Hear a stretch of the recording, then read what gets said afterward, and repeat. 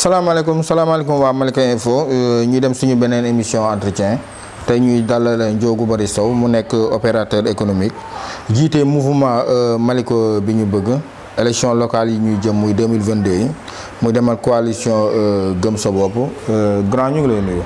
ñoo ngi lay fay bosom. ñu am mbégte tey di la dalal suñu émission entretien ñu xaaroon ko lool ay weer ñu ko doon xaar tey yàlla dogal ko balaa ñuy commencer rek dafa am extrait boo xam ne nii moom lañu bëggoon ñu seetaan ko waaw gars yi ñu dem. toogaay bi ko jonde dewal Allah jotaay jaamu yàlla la. ñu ngi bëgg a waxtaanee ku naqadee waxtaaneel. muy El Hadj Ndiogou Sow ku baax la ku ko téye nga ku baax ku gore. Ndiogou c'est un technicien en génie civil. Ndiogou c'est un technicien en télécommunication. Ndiogou li tax ma mën a wax si moom wax leen ne nit dëgg la. Ndiogou yootuwul meer. Il est issu d'une grande famille, une famille religieuse. ñun ñoo ko fekk mu toog ñu ni ko jógal ñu ànd ak yow nga nekk meeru Malika. yàlla dogal ma tëdd ba guddi sama xel dem ci juma. man de gis naa fële ci Malika am na benn jaamu yàlla bu tudd Alhaji Ndiogou Sow ay miskin yu bari ñu ngi ci kiram di rang mu leen di saraxee ngir yàlla. ɗum noon arata hannde njehen toon. kon nag bu boobaa doo ñëw tey ñu dem fa. mbimi on bisimilla njehen. ma ne ko bismillah nañu dem. bi yàlla dogalee nit ñëw ma nuyu leen. ni leen man de benn yitte rek la am mooy fan la jaamu yàlla yi mën a daje ba man di fa jaamu yàlla fan la jaamu yàlla yi daje ba man di fa xamante. waa këram woo ko ci téléphone ñu ne ko am na ay gan yoo xam ni dañu ñëw sa gannaaw. ko aan ɓe cohli. yow de lañu soxla. o wi hoɓɓe ɓe mbiyonɓe yoɓe njooɗo wata ɓe njaha yoɓe pad hami arami ko Dakar gonmi ɗen ara joni yoɓe padam wata ɓe njaha. mu ne leen wax leen gan yi bu ñu dem fenn maa ngi Dakar waaye maa ngi ñëw nañ ma xaar bu ñu dem fenn. mu ni dënn ba yàgg mu ne pourtant man am naa benn terrain fii ci angal bi te mooloon naa fa defe naa 9 tonnes wala 10 tonnes ba mu laal sax urdi mool na woon li ko pare lépp ba mu loon urdi. mu ne su fekkee bëgg ngeen ko seet ngeen ko te bëgg ñu seet ko mu baax lool man ko fii kay macha allah man def naa ko fi sabilillah fi sabilillah. ñëw fii benn birik nekku fi woon. sona taw miɗen pii tuufeede tan miɗen joñi ɗum bange. ñu ngi tabba dóor ay birik rek def ko fële. min kollima place o. ñu won ko béréb bi. o wi so Allah jaɓi. mu ne bu soobee yàlla. o nangi ñalngu ñande dimanche. mu jàpp benn bisu dimanche. maw arɗo. dina fa ñëw. o aafa. mu daal di tàmbale. jumaka. mu daal di tàmbale jumaa ji. da nga gis koo xamante ne bii ordonnance am daan na dem presque lu mat 30-40 mille te par mois 150 lay cotiser donc Ndiogou faisait du social sur ça. gis naa tam romb naa buntu këram ma gis fa mu def robinet mbedd te loolu lu jafe la ku ñëw root gis naa ko. robinet boobu nga ci borom buntu këram demoon nañu jamono yoo xam ne koñ bi yëpp robinet amul benn robinet boobu moo fi nekk. ci lañ du ko tëj guddi du ko tëj suba 8 heures lay continuer ba 8 heures ci suba waat koñ bi yëpp di fa root. booba Malika génn xare na lool ñàkk ndox ba ci nun ñi sax amuñu woon ndox ku ne samp sa kër te amoo ndox mu topp ci pompe yi naan. Ndiogou samp robinet am ci biir këram génn ko ci biti ni ko bëgg ñu war a woon naga ni si boo la commencé tuuti rang ba lay commencé guddi gi yëpp dañuy fanaan ay root mosul ni ndoxum timis lu génn sama kër mosul ni ndoxum guddi lu génn sama kër heure boo demee robinet baa ngay xel-xeli ngay root ba fi mu ne ma ngay xel-xeli boo demoon da ngay root. Ndiogou Sénélec bu Malika moo ko fi indi. C'est la meilleure personne pour pouvoir piloter yaa mi dégg les destinées de Malika. L'autorité qui est sur place am na espace yu mu jox Sénélec pour ñu tabax fa Sénélec mais comme nangu ko ya Sénélec bii bu Malika bii il faut que waa Malika comprendre que Sénélec bi tey jii dee delluwaat Kër Massar côté Kër Cheikh Lo est-ce que ndax loolu jekk na.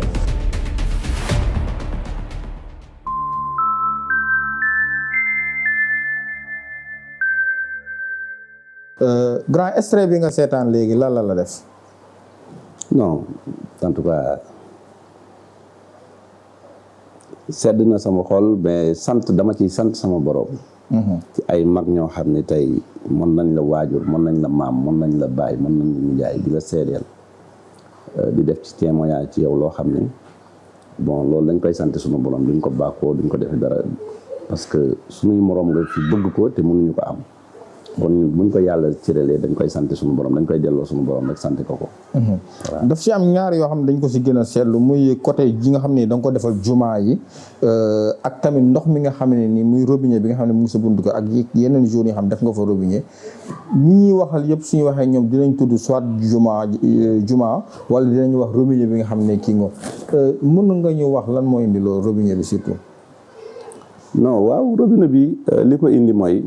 man dama ñëw Malika en 2010 fi ma dëkkoon benn baraak inondation bu metti bi ndox bi laal sama kër laal bu metti bi ma ñëwee ma ñëw toxu si Malika boobu nag maa ngi tabax sama kër Massar comme cité gendarmerie 2 après ma toxu si Malika ma fekk suma benn grand bu ñuy wax Souleymane Anne vraiment muy suma grand mu jox ma fa appartement man ma nekk fa di tabax sama kër Massar bi ma ñëwee di tabax ma gis ni pompe bi moo fa am ma def demande pour ndox ñu ne ma noo foofu ndox mi tuyau bi yegsee gu fa il faut nga fay ma ne leen il faut ñu defal le débit c'est privé quoi amul kii c'est pas branchement sociaux amul. il faut nga def privé quoi privé moo am. bon ci laa xool laajte koñ bi ñu ne ma non robinet bi ñoom ñëpp pompe la ñuy utiliser. man ci laa volonté wu ci ndimbalal suñu borom mu dimbali ma dugal fa ndox ci wa ndox bi. mu traversé ñëw dugg ma indi ko sama buntu kër. Senelec ci ma waa SONES waxee ne ma SD ne ma est-ce que dañu bëgg. képp koo xam ne day branché ci tuyau bi dalay fay parce que yaa ko fi dugal c'est privé man leen non man dama ko def gratuitement. c'est-à-dire fekk naa fi samay mbokk jullit man suñu borom dimbali na ma am possibilité xëcc ndox te ñoom amuñu ko mu xëcc tuyau bi kon du ma leen ko fayee ko. bon tuyau ci la nekke mais ki ma taxool sax bi muy xëcc moom 200 000 la fay. te man tuyau bi ñëw na ba sama kër. voilà côté juma yi nga xam ni bi nekk benn bras ak feneen yoo xam ne xam nañ ko. ñenn ñi sax peut-être jënuñu seen témoignage mais link bi nan lay demee ba kër gi nga xam ne yow yaa xam moom mu dogoon nga xam ne demoon nga ba tabax ko ba waroon ko mën a tabax defoon fa presque ay tonnes yu bëri nga ñëw jël leen ko jox jébal leen ko ñu def ko jàq ji nekk seen secteur bi noonu. bon ma ñëw ci ndox mi tuuti bala muy jeex parce que bi ma branché robinet ba xëcc robinet bi dafa am ñu ma gis ni ba léegi ñu continuer di root ci pompe yi. loolu tax ma génne robinet mbedd boobu. comprendre nga. pour nit ñi mën di ci root. parce que mënuloo dëkk ak ay nit ñuy naan ndox pompe yow ngay naan ndoxu robinet. voilà loolu moo taxoon ma bàyyi robinet mbedd bi noonu ba tey mu nekk fa. n'est-ce pas. bon ci jumaa ji. ci terrain bi dama def li ma war rek laa def man jàpp naa ni sama bopp laa ko defal parce que damay dégg benn waxu Seydina Alioune bu ñuy nettali benn xisa bu ñuy nettali Seydina Alioune mu ne moom musul defal nit lu baax mais musul def nit lu bon biñ ko posé question bi lu tax loolu mu ne moom bu defee lu baax tuyaabe bi kan lañ koy bindal ñu ne ko yow mu ne sama bopp laa ko defal. mu ne bu defee safaan kan la ñuy bindal bàkkaar ñu ne yow mu ne kon sama bopp laa ko def. moo tax olof di léem ne lu waay def boppam. bon xam nga dëkk ci koñ di dox ay kilomètres di julli ji yow suñu borom suturaal la nga am kër goo tabax yeneen kër joxe ko tey suñu borom dimbali la yow nga am terrain boo xam ne mi ngi ci tali bi terrain boobu bi ma koy jënd maa ngi ko jënd 11 millions mutation bi Ablaye Diop moom ma ko defaloon mairie. bi ma ko ak autorisation de construire beeg yëpp ma defar ko après ma móoloon fa lu tolloog 30 tonnes parce que dama móol ba móol urdi yi nga xam ne ñoo war parce que R+2 laa ko préparoon. dama móoloon ba móol brique plein yi brique creux yi ak urdi yeeg yëpp. yi nga xam ne moo war a fournir kër gi yëpp n'est-ce pas. bi ma ko móolee après waa koñ bi ci lañ ñëw Imam Seck ak waa koñ bi ñuy wër ni ñoom dañu bëgg jumaa bi ñëwee ñu woote réunion première réunion bi sama kër ñu waxtaan ci man leen dem leen seet terrain boo xam ni baax na bu ko defee ñu am terrain pour ñenn ñu ne ñoom dem nañ ci commune bi pour àbb filao yi gars yi ne leen loolu mënul nekk. man leen effectivement bon ci lañ dem bi ñu demee bi imaam bi demee man jour boobu nelawuma dama tiit guddi gi yëpp dama ko xoolee ma ni man est-ce que jàmbu sant yàlla laa man maa ngi tabax kër dëkk ci sama njaboot man maa ngi am kër tabax ko sama sœur dëkk ci sama sëfoor dëkk ci man ñuy laajal yàlla néeg ñu ne yàlla la ñuy laajal néeg man ndax terrain bi mi ngi ci kaw tali bi ma koy téye di wut lu beneen terrain bu dul bii sama conscience bi sama xel mi jaxasoo bi ma xëyee suba man maa woo imaam bi ne ko na ngeen ñëw ñu waxtaan bi ñu ñëwee ma ne leen man am naa fi terrain brigade bi yëpp nga fa lu ko mën tabax est-ce que arrangé na leen bi ñu demee xool ñu ne non fii kay moom xanaa bañ ko jot mooy sikk bi ma ne leen def naa ko addi yonent bi sallallahu alayhi wasallam loolu moo waral jumaa ji n'est-ce pas te lu ma war rek laa def en tant que doomu aadama boo xam ni say morom soxla nañu parce que fii may wax ak yow am na sama morom yoo xam ne bu ñuy jéggi tali dañ leen di jéggil tali am na sama morom yoo xam ne dañuy toog ci puus ñu puus leen am na sama morom yoo xam ne tey maa ngi ñoom ñoo foowandoo te bu ñu bëggee tukki wala ñu dem dara dañuy ñaan xaalis ñu may dem loolu nag sant suñu borom mooy lim la jox nga bokk koog jaamam yi def ci li la war. da nga dem ba même si yi ngay def xooloo rek jullit wala chrétien ak yeneen. église bi nga xam ne moo nekk wetu cité kii bi Sonatel bi. amoon nañu problème mu ndox nga dem yóbbu leen fa kii wu ndox.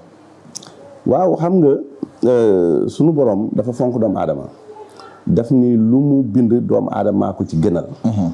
ba ni aadama moo ko ci gënal waxul kii ak kii nag daf ni lu mu xeet yëpp rek.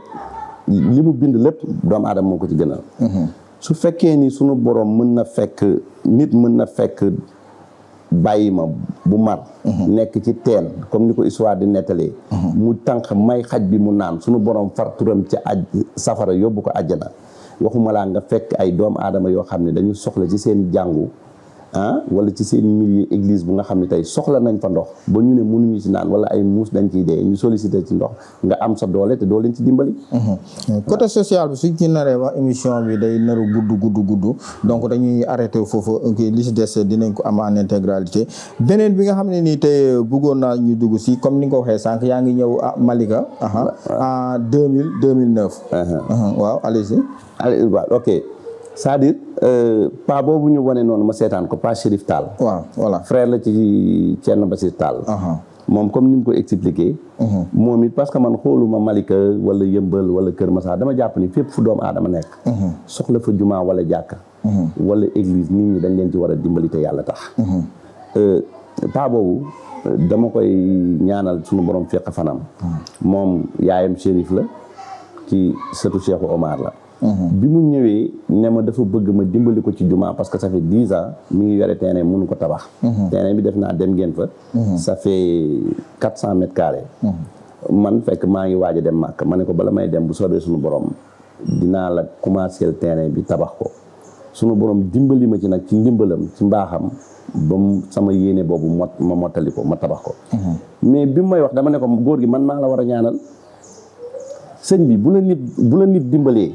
ne la kaay def fi neex yàlla yow nga jël sa alal def ci au contraire yaa war a tourner ñaanal ko parce que moo la permettre nga am tuyaaba xam nga tey compte bu nekk dañ koy alimenter yow sa compte banque bi da nga koy alimenter mais compte yow mal xiyaam moo gën a jara alimenter ku la ni kaay def ci lu neex suñu borom néegu yàlla nga mën ko tabax loo ci mën def ko ngir jëmmi suñu borom voilà looloo taxoon pa boobu dama koy nuyu de passage parce que nit ku mu bëgg la nit ku baax la depuis boobu ba léegi nag suñu relation vraiment macha allah ok comme ni nga ko waxee sànq si sa kii da nga ne 2009 nga ñëw Malika comme ni ñu koy waxee si dëkk bi rek fuñ tudd sa tur nit ñi xàmmee nañ la lan moo indi loolu xàmmee bi nga xam ne ni xàmmee nañ ko Ndiogou Sow ci biir Malika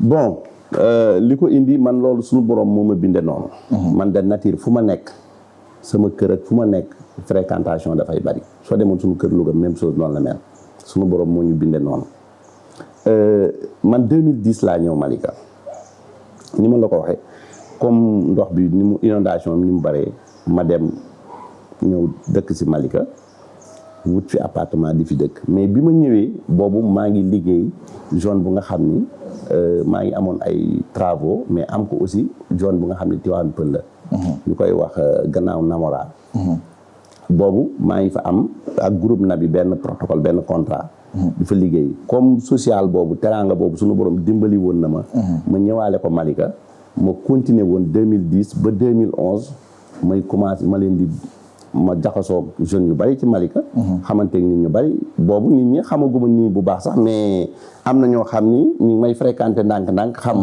ma leen di dimbali ndànk-ndànk comprendre nga social boobu ma koy commencé def 2012 nag laa commencé dugg fi nga xam ni mooy comme GIE waa Kër Jaraaf parce que ñoom bi may exploité Namora mooy protocole bii ma am mooy protocole bii nga xam ni tey bii autorisation Namora la groupe Nabi ñoo moom titre foncier bi TF bi mi ngi nekk TF 1329R 1329R ça fait mi ngi nii ça fait 52 hectares groupe Nabi ñoo moom lotissement bi biñ ma ko joxee di laa dem service des mines wut autorisation pour exploiter leen n'est-ce pas autorisation bi man ak ñoom ñoo ko def sama protocole ak groupe Nabi moo nekk nii nga xam ni moom laa chargé. yow yaa représenté GIE Jaraaf.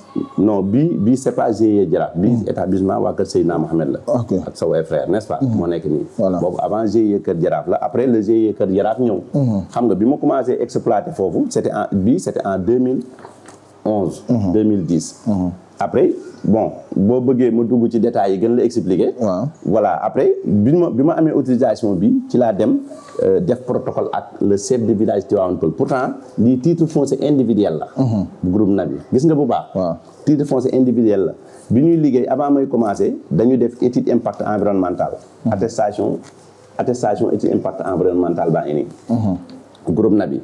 bala ngay programmer benn travaux da nga war def étude impact environnemental loolu mooy norme yi bi ñu ko defee dañ koy publier ci ay rajo gis nga facture bi ñu fay rajo yi mi ngi nii dañ koy publicité ci rajo une semaine avant étude impact environnemental bi ñu koy commencer. mu nekk comme cette populaire ak voilà n'est-ce pas seen rajo bi lañ ko publier bon ci lañ commencé def étude impact environnemental bi ñu paree la ñu jox attestation bi moo nekk nii lii mooy attestation étude impact environnemental bi mais néanmoins comme site bi mi ngi biir Tivaouane Peulh rek dama dem lii cachet chef de village Boubou Sow la bu Tivaouane Peulh man sama entreprise moo nekk nii moom cachet moo nekk nii ci laa dem def ak moom protocole ne ko dafa am groupe Nabi ku ma fi jox nangami hectare pour ma defal ko terrassement.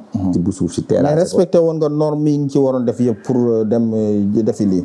non xam nga déjà boo amee sa titre foncier individuel rek.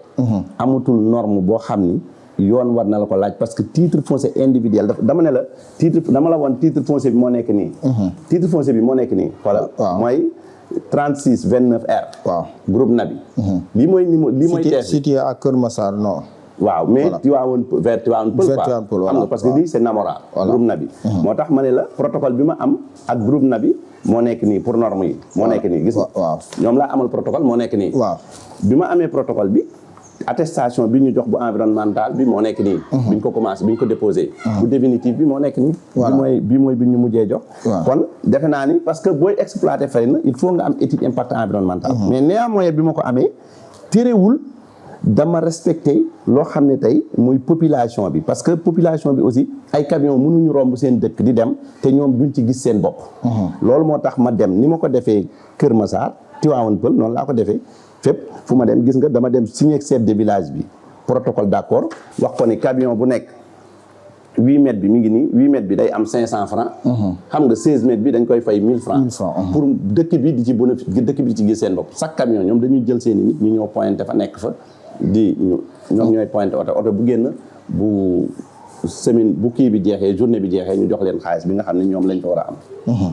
léegi si loolu dañuy ñëw tuuti rek ci problème foncier boobu noonu parce que mënuñu wax Ndiogou Sow te duñ ci dugg parce que dafa am forêt bi nga xam ne moom tuddee Redba bi. mooy fi nga waroon def reboisement bi. dañu gis Talla Gadiaga Mama Talla Gadiaga mu nekk maire Malika. ñu am entretien boo xam def nañ ko ak moom mu ne da nga ñëw ba fi nga waroon yem nga dépassé ko dugg ci biir Malika loolu moo tax yéen ñaan ngeen te munta bàyyi ku jógee fële ñëw di laa suufu Malika mu koy bàyyi ak moom. waa xam nga wan naa la fi ma jaar ci Tivaouane Peulh. waaw wan naa la ko. bu leerul ma ñëwaat ci. non c'est bon waaw. ah. Tivaouane Peulh ba mu fa duggee def terrassement ba pare. bi may liggéey piste Tivaouane Peulh bi may liggéey foofu dama jaar ci ay toolu famille Diop muy ñoom Makhtar Diop Aldo. ak grand frère Cheikh Diop. bi camion yi jaar seen tool ñoom dañ ma demandé woon ne ma mën nañ ma def ak ñoom benn protocole ñu ne ma mën nañ ma autoriser ma jaar foofu danaa la woon après protocole bi ñu ne ma mën nañ ma autoriser ma jaar foofu protocole bi moo nekk nii. protocole bi moo nekk nii. n'est-ce pas. ñu ne ma ñoom ay borom tool lañu seen tool lañ doon jaar gis nga borom tool ya fa nekk yëpp ñoo nekk nii. n'est-ce pas. ñu ne ma mën nañ ma autoriser ma jaar foofu mais dañu bëgg en contrepartie pour ma mën leen di leen remblayel site yi nga xam ne ñoom dafa am ndox foofu. loolu la ñu signé woon ak ñoom. c'était en 2011 2010 2011 ba 2012. après ci la ma Aldo sollicité. ne ma ñoom dafa am suuf soo xam ne yàgg na vraiment mu séq koog waa Tivaouane Peulh am ñu ci am ci tool dëkk Malika sax ci littoral bi noonu mooy GIE waa Kër Jaraaf. te mënuñu ko exploiter parce que dañu am mënuñu am accès ci site bi. xam nga ci laa ñëw visite de chantier def site bi def visite de chantier ak ñoom. bi ma ko defee automatiquement dama ni ñi nga xam ne am nañ fa tool yëpp ma ne leen nañ defee réew ci Aldo mi nga xam ni bon am na expérience am GIE. tudde ko waa Kër Jaraaf parce que policier la xam na lan mooy yoon. bi mu amee GIE am borom tool yoo xam ni amuñu këyit maanaam këyitu ay délibération la ñu am affaire yooyu n'est-ce pas. te moom entamé ma woon mu wan ma Aldo daf ma wan procédure yu nga xam ni voilà mi ngi nii. bi ma Aldo waxee loolu dañu entamé li ma ko njëkk a wax mooy dañu def visite de lieu man ak Aldo. ñu def projet de lotissement boo xam ni dafay intéressé tout Tivaouane Peulh ak quelques kii ci Malika. bon étude bi du ñëw rek dafa ngay am autorisation yooyu da ngay def lii ba pare lii mooy étude impact environnemental bu Aldo. étude impact environnemental bu Aldo moo nekk nii. lii la def parce que man it du ma nangu dugal sama xaalis fenn di def terrassement wala di def dara ñu service yi ñëw di la arrêté te amuloo norme yi nga xam ni respecté nga ko. bi ñu defee étude impact def plan de terrassement bi moo nekk nii plan de terrassement bi moo nekk nii. bu Aldo bi ñu defee kii après ñun ci la ñu am autorisation demandé ko autorisation yi moo nekk nii. bi 2012 2013 2014 moo nekk nii. bii 2013 la. bii 2014 la. bii 2012 bi la. bii 2015 bi la. n'est-ce pas autorisation yi service des mines moo la koy jox. boo jógee ci autorisation service des mines da ngay dem parce que fi nga nekk zone forestier la. eaux et forêt moo fa am accès parce que foofu defe naa kenn mosu fa dem commencé nga ñëw commencé dagg garab. wala ngay def quoi que ce soit te doo am autorisation eaux et forêt. ñun ci lañ dem bind eaux et forêt def benn démarche bu nga xam ni dañ ñu booleeg direction générale la ñu dem. ñu bind direction eaux et forêt ñu boole noog benn colonel bu ñuy wax Amsatou Niang mu ñëw def étude bi mu defee étude bi mu ne lii li ngeen di fay dafa cher ñu ne ko jaral nañu parce que ñii dañu am seeni tool te comme que am na loo xam ni ñoom il faut ñu expliciter seeni tool kon il faut ñu fay garab yi pour dagg foofu ci lañ ñu defal protocole yi facture yi ñu doon fayee premier versement bi ñu def eaux et forêt moo nekk nii. parce que li ñu doon fay eaux et forêt yëpp après chèque la chèque yi moo nekk nii. lii ay chèque la yoo xam ne eaux et forêt lañ ko doon fay. gis nga chèque yi mu nekk nii. chèque bii par année lañ ko doon fay. dañu koy calculer bii mooy bu 2012 bi ñu njëkk a versé. bii mooy bu 2013. bii mooy bu 2014. bii du woon chèque parce que dañu amoon retard mais ki ko déchargé mi ngi nii def cachet eaux et forêt. bon bu 2015 bi moo nekk nii. reçu bi ñu mujjee fay beneen bi décharge bi moo nekk nii. ñu pare foofu ci eaux et forêt bi ñu defalee étude ba pare parce que temps bi laay bañ mu xat. ci la ñu def protocole d'accord eaux et forêt defal ñu protocole d'accord. gis nga protocole bi ma gis keroog suma grand di ko wane. Talla Gadiaga di ko wane. doo tudd turam quoi. waaw mais suma grand la loolu moom man aw ma ci problème parce que ñun aw ma problème mu bañ a tudd turam moom mën na am problème tudd sama tur mais man du ma am problème mu tudd turam n'est-ce pas. bon ci laa dem protocole bii mooy protocole 2012. mooy bi muy wax xoolal protocole bi moo nekk nii. Eaux-et-Forêts de sable de dune ah. c'est-à-dire fi mu nekk ak fi mu nekkul ah. loolu du concerner Ndiogou parce que dañ ne ma domaine eaux et forêt la. waaw man dama dem service des mines ñu defal ma autorisation yi ma la wan. waaw ma dem eaux et forêt ñëwaguma ba léegi ci domaine bi mu nekk. waaw comme naan nga. ma ñëw ci borom tool yi rek ñoo ma defal protocole. ñoom Aldo ak ñeneen ñi n'est-ce pas. waaw ma ñu def protocole pour am accès ci site bi. waaw bi ñu defee protocole bi moo nekk nii man signé wu ma fii directeur environnement moo signé ak président bi ak GIE waa Kër Jaraaf en tant que kii li ñu fay mi ngi nii xoolal li ñu doon fay li ñu calculé ci garab yi taux yi moo nekk nii. après dinaa la woon même chose ak bu nga xam ni moom la Malika am protocole bi moo nekk nii li ñu calculé fay garab xoolal garab gu ne 8000 francs lañ ñu calculé mi ngi nii ñu monté ko fay ko mi ngi nii. boobu la ñu am 2012 xam nga li ñuy wax ni xoolal mi ngi nii. xoolal facture yaa ngi nii comme naan nga. li ñu doon fay moo nekk nii bon léegi bi ñu paree 2012 bi exploité ko ba 2015. bi may ñëw di exploité site bi ba ñu paree ba am service des mines yi ak protocole eaux et forêt bi yëpp ba pare. mais loolu doyul dama bind la maire de Malika. Talla Gadiaga. wax ko ni dafa am benn autorisation boo xam ni dama ko bëgg dama bëgg collaboration boo xam ne dama bëgg ñu def ko gis nga étude impact environnement bu Aldo bi ma doon seet moo nekk ni attestation moo nekk ni gis nga Makhtar Diop moo fay gis nga mi ngi nii. ok waaw récépissé bi mu fayee mi ngi nii n'est-ce pas. mooy moom it dafa def étude impact environnemental comme bi ma def Tivaouane Peulh. n'est-ce pas moom la fa def mi ngi nii.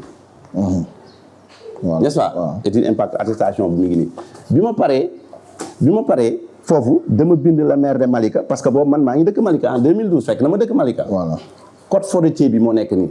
1996 code bi Abdou Diouf ak Habib Thiam ñoo ko signé ba léegi kenn changé ko code bi ba léegi moo existé. kenn mosu ko changé. code forestier bi moo nekk nii ñun bi ñuy am protocole eaux et forêt ci code bi lañ sukkandiku. comme naan nga tey boo amoon sa kër mu nekk tool sax am garab amoo droit dagg ko te demoo eaux et forêt. parce que loolu code forestier bi moo ko définir. comprendre nga code bi moo nekk noonu bon bi ma ñëwee dama bind Talla wax ko ne ko man dama bëgg collaborer ak commune de Malika li ma bind Talla moo nekk nii en tant que maire. lii defe naa ni décharge la boo xam ni. commune Malika ñoo ko déchargé. c'est clair. waaw commune Malika ñoo déchargé lii décharge maa ngi nii commune Malika. parce que GIE Kër Jaraaf en tant que collaborer avec votre commune. merci beaucoup. sur la demande de facilité. c'est pas Ndiogou c'est GIE Kër Jaraaf. d'un partenariat en espérant voilà c'est bon. jël nga kii c'est GIE waa Kër Jaraaf. bon bi ma bindee loolu ñu def décharge bi. après kii bi moo nekk nii réponse bi moo nekk nii. voilà ci la ma Talla boole ak Baye Daouda Thioune. ñu koy wax président jaune. mais c'est pas Baye Daouda Thioune en personne laa gisanteel mais Ablaye Diop. la gisanteel mu woo Baye Daouda Thioune. lii écriture Baye Daouda Thioune la signature am la pour président jaune. ok. waaw pour ñu collaboration bi. ñu mën ko taxawal jël ay jeunes ci Malika ASC yëpp ñu jël leen. voilà exécution bi moo nekk nii. voilà bi ñu commencé liggéey. lii defe naa ni c'était en 2012 mi ngi nii. date baa ngi nag 14/12/2012. 14/12/2012 moo nekk nii. ci lañ lii kon avant ma fiy def dara bind naa la maire wax ko ni maa ngi réflexionné benn piste boo xam ne te loolu dama ciy ñëw parce que xam nga lu tax yi ñu doon fayee service des mines mi ngi nii maire dama ko bind. comprendre nga wax naa la sànq reçu yi nga xam ni fay nañ ko eaux et forêt. waaw. quittance yi est-ce que Ndiogou Sow mën na ko bind est-ce que lii tampon trésor la. gis nga lii tampon trésor la mi ngi nii. waaw xoolal yii yëpp moom la. chaque semaine service des mines da daan ñëw ñu fay ko ñu jox ko xaalis camion bu ne 1000 francs service des mines parce que bi ñuy exploité foofu service des mines ma nga fa waa eaux et forêts ña nga fa en permanence chaque jour li ñu war a def état ñu def ko aussi yëpp dañ ko doon fay trésor man dugaluma ko sama poche dugaluma ci poche keneen kon lii état engagé na état comprendre nga Russie yi du Russie kenn Russie trésor la directement trésor la jëm comprendre nga kon maa ngi ci procédure bi nga xam ne jël naa ko toujours pour nekk en bonne et due forme pour mën a dugg fenn bu may liggéey ma teg ko ci yoon parce que entreprise laa yor bëgguma commencer def samay moyens ñaari fan ñetti fan ñu ñëw ne ma vraiment li nga defar baaxul n'est-ce pas pardon bon bi ma jógee ci lii ba pare ba bind taala war naa la li ma bind taala ñu boole maag waa zone biñ ma booleeg waa zone Aldo délibération bi ma amoon à Tivaouane Peulh moo nekk nii. ok c'était en 2012. te délibération terrain moo nekk nii man fabrique bu ma dara. muumu ma dara jaayu ma dara sama entreprise laa yor ay nit am seeni suuf ñëw nañu dañu bëgg ma defal leen ko. comprendre nga ma bind administration fi ma war a jaar yëpp ma jaar fa pour nekk en règle ak administration. parce que am naa ci droit sénégalais laa am sama entreprise pour liggéey. bon. biñ ma joxee ñoom document yooyu dafa am récépissé Aldo bu GIE waa Kër Jaraaf mi ngi nii. lii mooy récépissé GIE waa Kër Jaraaf entreprise am moo nekk nii. n'est-ce pas bon dama am bi may ñëw fii aussi gis nga lotissement bi nga xam ne la ñuy wax Aldo ma nga woon fële la nekk woon Tivaouane Peulh la nekk Kër Massar la nekk mais Aldo lotissement bi dama bëgg nga jël ko bu baax. kii c'était en 2008 lii c'était en 2008 lii lan la du impôt domaine. Aldo moo bind lotissement am bii ñuy wax nii tey 39 hectares pour impôt et domaine bu Pikine kon moom 2008 Pikine la demoon. 2008 Pikine la déposé woon lotissement am. après lañ ko wax ni du Pikine il faut nga ñëw Tivaouane Peulh moom lotissement baa ngi nii mi ngi nii. lii du lu ñuy def du loo xam ni créé nañ ko parce que man Aldo su ma wonu woon këyit du leer du ma jël sama xaalis di ko fa def. comprendre nga mi ngi nii këyit yaa ngi nii mu déposé ko 2008 ci lañ ko wax ni du non seulement nekk nga foofu mais du kii léegi dama la bëgg a wan benn protocole boo xam ni bi ma koy bind dama bind lotissement ki nga xam ni mooy administration gis nga Aldo lotissement yi mu am lii CADAS ñoo ko jox. lii NICAD la numéro d'identification cadastrale bu mu déposé ci administration. wan ni moom tey fii la nekkul fee yëpp Pikine ñoo ko jox mi ngi nii. receveur moo ko signé n'est-ce pas lii këyit yi ma jox yëpp dama ci sukkandiku gis nga borom tool yi ma doon wax borom tool yi ñoo nekk nii. gis nga kii même da nga ci gis ñu sant Gadiaga lotissement bi pour wan la ni. li jógee jàllo bu bële fii la loolu dinaa ci ñëw après. ci lotissement bu nga xam ni waa Malika ci boppam. ñoo ma ko jox n'est-ce pas dama bëgg a génne lii mooy titre bi nga xam ne tey décret bi nga xam ni moo wan foofu ni zone d'habitation la. parce que bi ñuy dem eaux et forêts dañ ne leen foofu def nañ ko zone d'habitation horizon 2025. décret bi moo nekk nii. xam nga décret bi moo nekk nii signé par Souleymane Ndéné lii gouverneur Souleymane Ndéné ak Ablaye Wade. comprendre nga. pour wane ni parce que bu dul woon zone de lotissement bu ñu mën a dëkk zone d'habitation eaux et forêts mënu fa joxe kii n'est-ce pas. mais non seulement dama bind préfet en personne xamal ko ni site bi may jaar parce que préfet moo yor trouble à l'ordre public. man awma droit man Ndiogou Sow ma ñëw rek di def dara te avertiruma autorité compétent bi n'est-ce pas. voilà mi ngi nii lii dama ko bind le sous-préfet en personne. maa ko bind ne ko dama bëgg a réfectionner piste bi nga xam ne tey camions yi daan nañ fa jaar à l'époque. muy mbëbës ba. waaw muy mbëbës ba. te ñu interdire leen ko man dama ko bëgg a réfectionner pour jaar fa parce que accident yi ak embouteillage bi dafa bari woon ci Kër Massar bi ñu doon jaar. camion bi ñu doon tibb dañ doon jaar ci piste boobu. mais mu bari embouteillage trop ma demandé ko mi ngi nii. mu sous-préfet moo ma defal fii avis favorable. ok n'est-ce pas. lii lépp avant may commencer liggéey la. kon lan moo indi coow. non may ma rek. piste boobu piste boobu moo nekk nii gis nga fii Kër Massar la habitation bi moo nekk nii ancien piste bi moo nekk nii. lii mooy ancien piste bi. voilà piste bi ma réfectionné bi ñu ma autorisé ma réfectionné moo nekk nii. moo nekk nga xam ni dafa génn carrément entre gis nga Kër Massar a ngi nii Malika ngi nii. voilà diggante Malika ak Kër Massar Mbëbës parce que ñoom ñoo seq piste bi entreprise yi ma ko defaral moo nekk nii. entreprise bi ma ko defaral ñoo nekk nii. muy Ageroute ak ñooñu n'est-ce pas bon. protocole bi nga xam ne tey fay naa ko ñi nga xam ne ñoo nekkoon borom tool yi foofu. nga xam ne bi ñuy defaraat piste bi dafa am ay borom tool yoo xam ne dañ fa doon bay. moo nekk nii. seen tur yi ñoom ñoo nekk nii. seen tur yi nekk nii dama dem ci huissier laa jox xaalis bi. Maître Basile moo leen fay kenn bañ jeex tàkk ñoom ñi. ku nekk liñ la fay prix bi moo nekk. prix bi moo nekk nii. waaw ku nekk sa tool. li nga fa bay lépp dañ ko calculer fay la ko. nga xam ne yow espace bi da nga koy mën a céder pour mën a dem. comprendre nga pour ñu mën a defar piste bi parce que piste bi dafa am yoo xam ne daf leen a amputé woon n'est-ce pas. moo nekk nii gis nga protocole bi ñu defaloon ñoom borom tool yëpp kii lañ defaloon protocole Babacar Touré. n'est-ce pas bu Kër Massar. ak Mamadou Ba pour ñu représenter leen n'est-ce pas. bon man defe naa ni kon sama digganteeg Talla.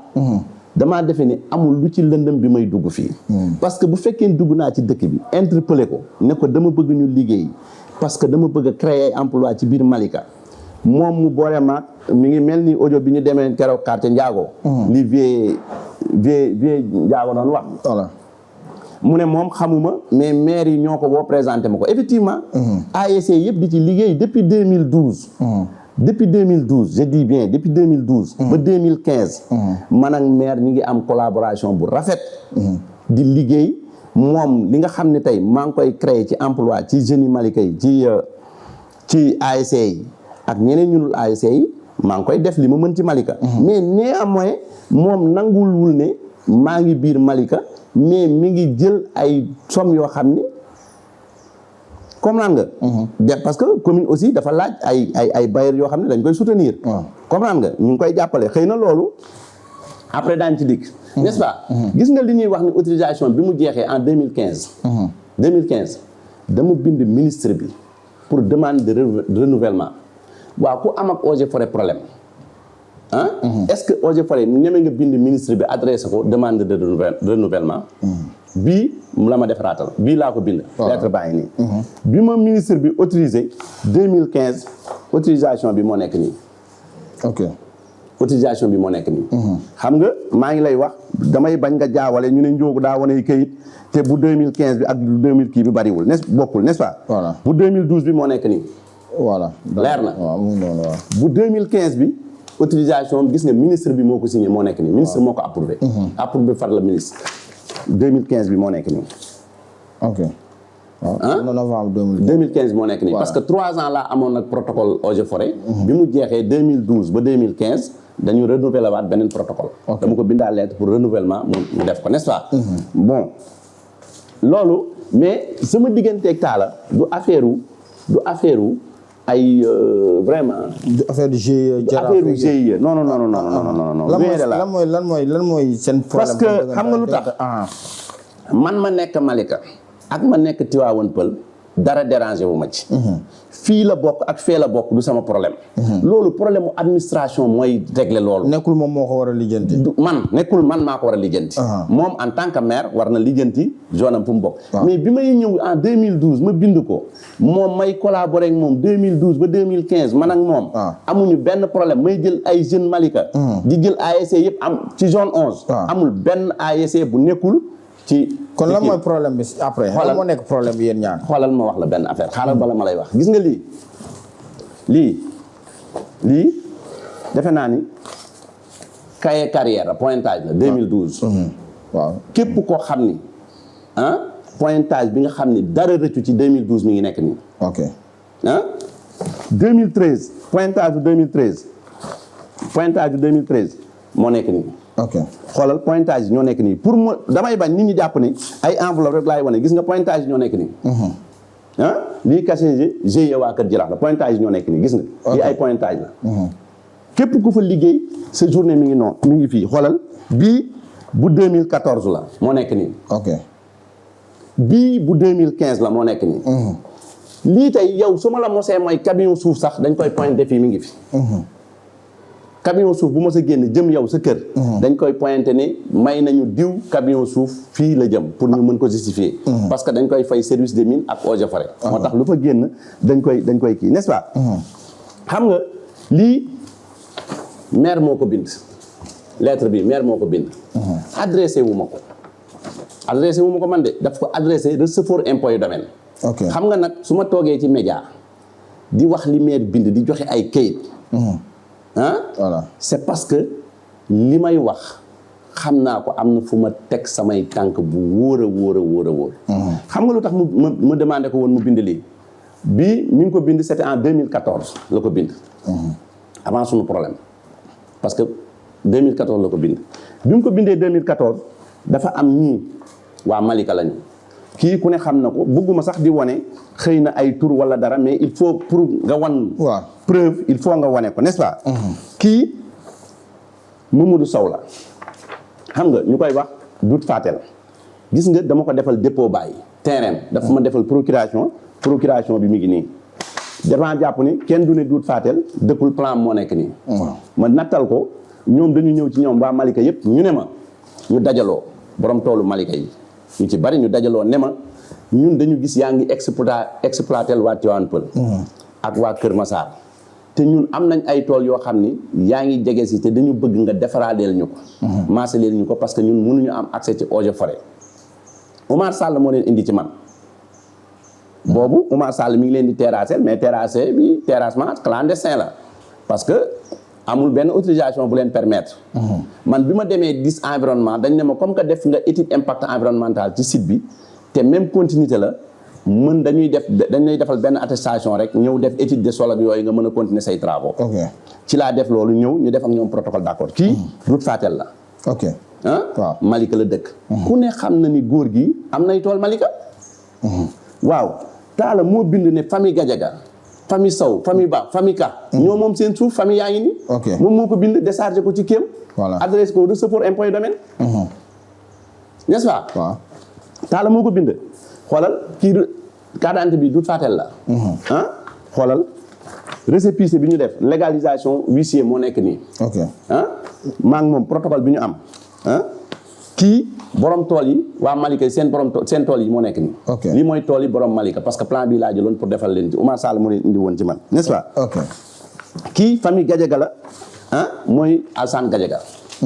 comprendre nga kii Ibrahima Sow la ku ñuy wax Djibo moo nekk nii gis nga protocole am ak man moo nekk nii Ibrahima Sow. Ibrahima Sow waaw. moo nekk nii. ñu dem ci huissier ñoom ñëpp dama dem ci huissier ñu légaliser ko. kii famille Ablaye Sow la te ñoom ñëpp ku ma ci kiyal ba pare dama lay dem man su fekkoon ni suuf si dama koy jël man en personne. kon man du ma leen déposer bàyyi ci seen tur. voilà mais dama jël géomètre agréé ku nekk mu nattal extrait de plan am dem ñu déposer la bàyyi ci sa tur yow. voilà est-ce que Ndiogou kon dafa ñëw jël suuf si kon kay man bu doon dama koy déposer sama tur laay déposer bàyyi bi sama tur. voilà mais ku ci nekk dama la déposer bàyyi sa tur ñii waa Malika la. comprendre nga xoolal non dama lay bëgg a woon ñu bari ci waa Malika ñoo xam ni defal nañ ma procuration. waaw kii Ablaye Sow la doomu Libaas. Libaas mi gaañu mooy Ablaye Sow conseiller municipal. ok bosam moo nekk nii. bosam moo nekk nii bosu Ablaye Sow moo nekk nii. voilà n'est-ce pas. bon bii papay Pape Kane meen ba toolam daf ci bokkoon pour gis nga ñoom tey kenn gënu leen valable foofu ci suuf parce que ñoom seen tool sax dafa am jugement boo xam ne tey amoon na ko ci suuf si gis nga moo nekk nii. ok kii papay Pape Kane moo ma ko defaloon mi ngi nii ci tool bi. mi ngi nii n'est-ce pas. waaw kayit yaa ngi nii numéro carte d'identité pa bi moo nekk nii. voilà ñii amuñu tool su Malika. si te biñ ma waxee ba pare dama leen a laaj ne leen bind leen kayit na maire bind kayit wane ni tool yooyu yéen a ko moom maire moo bind kayit bi. waaw wan ni famille ñoo ko moom kayit bi mu ko bindee dañ ci def borom tool yi sax seen kii kayit baa ngi nii. ok maire moo ko bind. ne waa léegi borom tool yi Malika bi ñu ñëwee li indi sama problème ak Talla. foofu la commencé jóge. boobu c'était en 2014 jëm 2015 li indi sama problème ak moom foofu la jógee parce que Talla dañu toog benn instant mu jël benn lotissement defar ko lotissement boo xam ni tey lotissement baa ngi nii Omar Sall dafa jël benn lotissement defar ko bu 3 hectares jàll ko bi mu ko defaree ma gis ni dafa amputé ci ñun site bi nga xam ne tey ñu ngi koy exploité ba benn waay bu ñuy wax Galoseen la xaw ma li may wax damay tudd ay tur pour mu leer. waaw Galoseen ànd ak adjudant Seck bi nekkoon Kër Massar. adjudant Seck woo ma ne ma Ndiogou dama la soxla foofu la sama problème ak Talla njëkk commencé. boobu amaguñu benn problème mais adjudant bi ne ma dama la soxla bi mu ñëwee mu ànd ak Galoseen boobu sama kër. ak beneen waaye 3e personne bi xaw ma ko. adjudant Seck laa wax bu Kër Massar xam nga mi ngi fiy dund. ci la ànd ak Gallo moom ci la ànd ak adjudant Seck. ñu ñëw sama kër ñu adjudant Seck ne ko man de ne ma expliqué ma problème am ne ma kii waa mairie dañ ko joxoon benn terrain mais terrain bi dafa am ku mu ko joxoon moom. bon bi mu demee ba kooku bëgg ko kii Omar Sall di ko maasale di ko borné nga ne yéen foofu waruñu ko borné.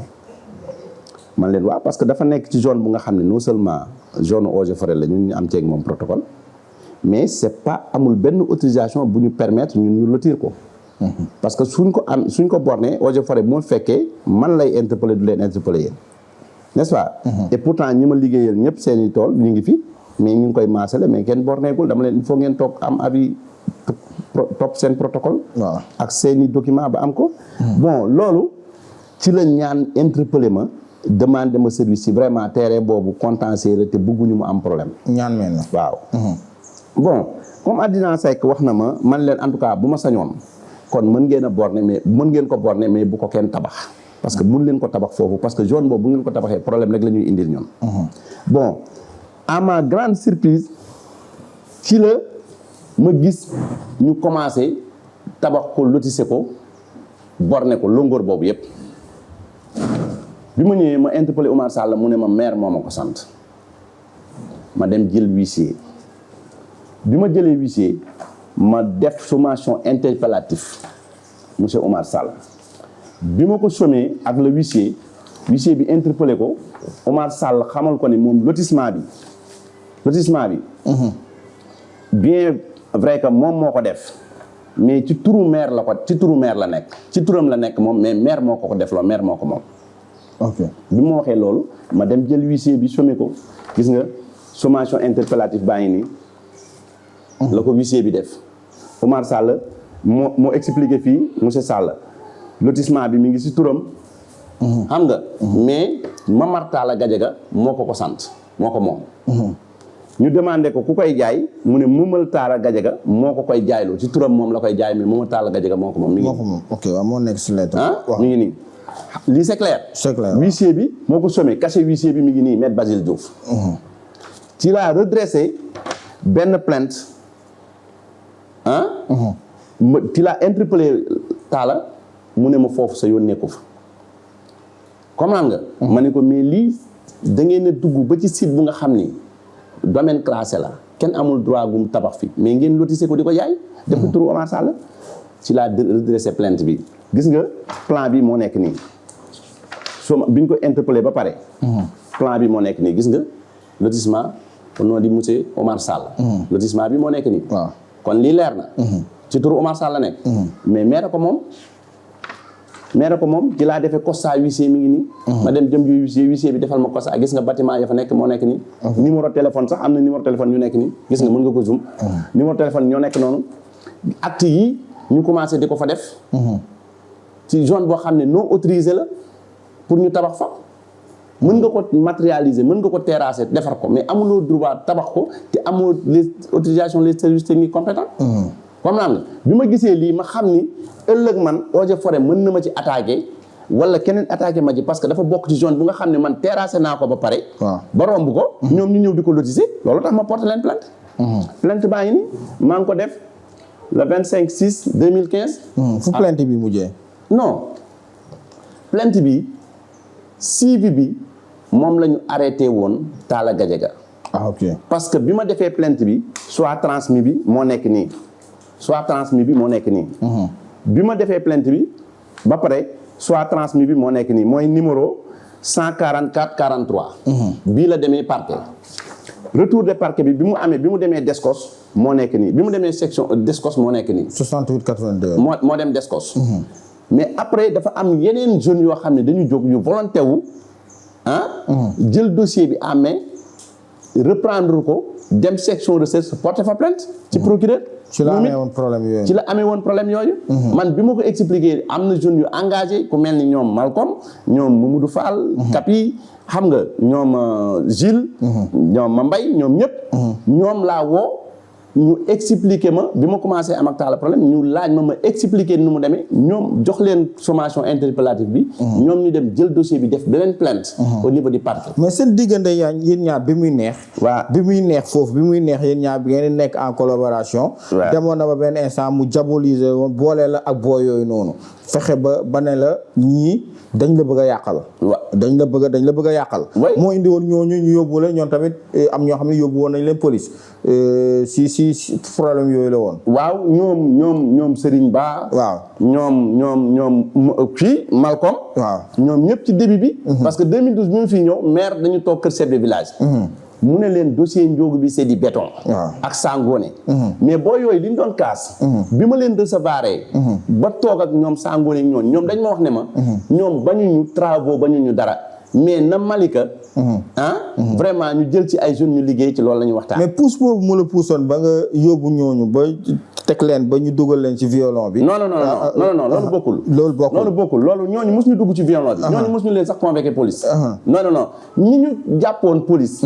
ñooñu après événement bi la man ak moom kenn mosul jàpp kenn police bi ñuy collaboré noonu en 2012. non kenn après la woon. waaw après la woon loolu c'était en 2015 man ak moom bi ñu amee problème dinaa ci ñëw. waaw bi ma reprendre travaux yi. mais li ma jaaxal tuuti si sama émission bi ma defa moom bi ma ko laajee ndax xam na la dafa ne doo leen ay xarit xamu la. dinaa ci ñëw. voilà dinaa ci ñëw. loolu laa bëggoon xam quoi parce que ni nga may waxee nii. ko amal yenn kii moom nga mën a waxtaanal nii. mais su ne ma xamu la tamit ak yow nga ak ni nga wax nii dafa xaw a jaaxal. waaw Talla moo doon suma avocat fii ci Malika. loolu leer na ñu bari ci Malika xam nañ ko. kër maam Abdou Sène def nañ fa ay réunion. def nañ feneen ay réunion. ñëwul ñu foofu parce que nit ñi dañuy xaar foofu tamit. waaw xam nga. dama bëgg a jaar ci fi nga xam ni danaa ñëw foofu mais dama bëgg a jaar ci li nga xam ni mooy administration ba pare parce que coow li dafa bari ci njóogu suuf te njóogu non li muy def dafa yor entreprise am di liggéey. établissement waa Kër Seydina Mohamed mi ngi nii. sallallahu alayhi wa sallam mooy suma entreprise. voilà récépissé baa ngi nii war naa sax bu jiyee waa Kër Diallo. voilà dama am protocole ak borom tool yi. liggéeyal leen ca la ñu moom. te leer naa la ba ma lay liggéey Malika. na ma def Tivaouane Peulh laa def Malika. su maire ne ma ni woon damay def ak yow protocole ci lii ak lii dañ koy def. lii mooy étude bi nga xam ne mooy rapport expertise. bi nga xam ne def naa ko ci site bi. parce que ñëwuma rek fekk site bu taxaw ma koy liggéey man technicien en génie civil la. am na loo xam ne su ma koy def c'est parce que du ma ko def ci falaa surtout loo xam ne mënoo ko def ci falaa sax parce que y avait service de mine y avait eaux et forêt et tant d'autres. les services compétents. n'est-ce pas kon mënoo def lu la neex ci suuf si ñoom ñu toog. bon bi ma ko plainté ba loolu am ci la commencé am gars yi jox kii plainte bi ma xam ni coow li day bari sama diggante ma bàyyi booy yi ñoom ñu continuer procédure yi dem porter plainte man ma neutre ci moom n'est-ce pas.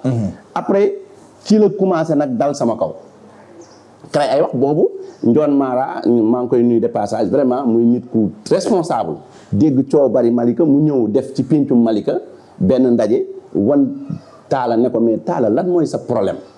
ak Ndiogou lan moo tax coow li dafa bari dama bëgg xam lan la mu ne ko Ndiogou nekkul ci territoire Malika bi ko Ndione Mara di demander loolu ci pencu Malika ak Talla bi may attaqué li ma gën a yéem motul 2 mois. motul 2 mois yow 2015 2012 2013 2014 2015 4 ans. yow mënoo xam nit ki ngay collaborer ak moom maa ngi gin ci màggu yàlla.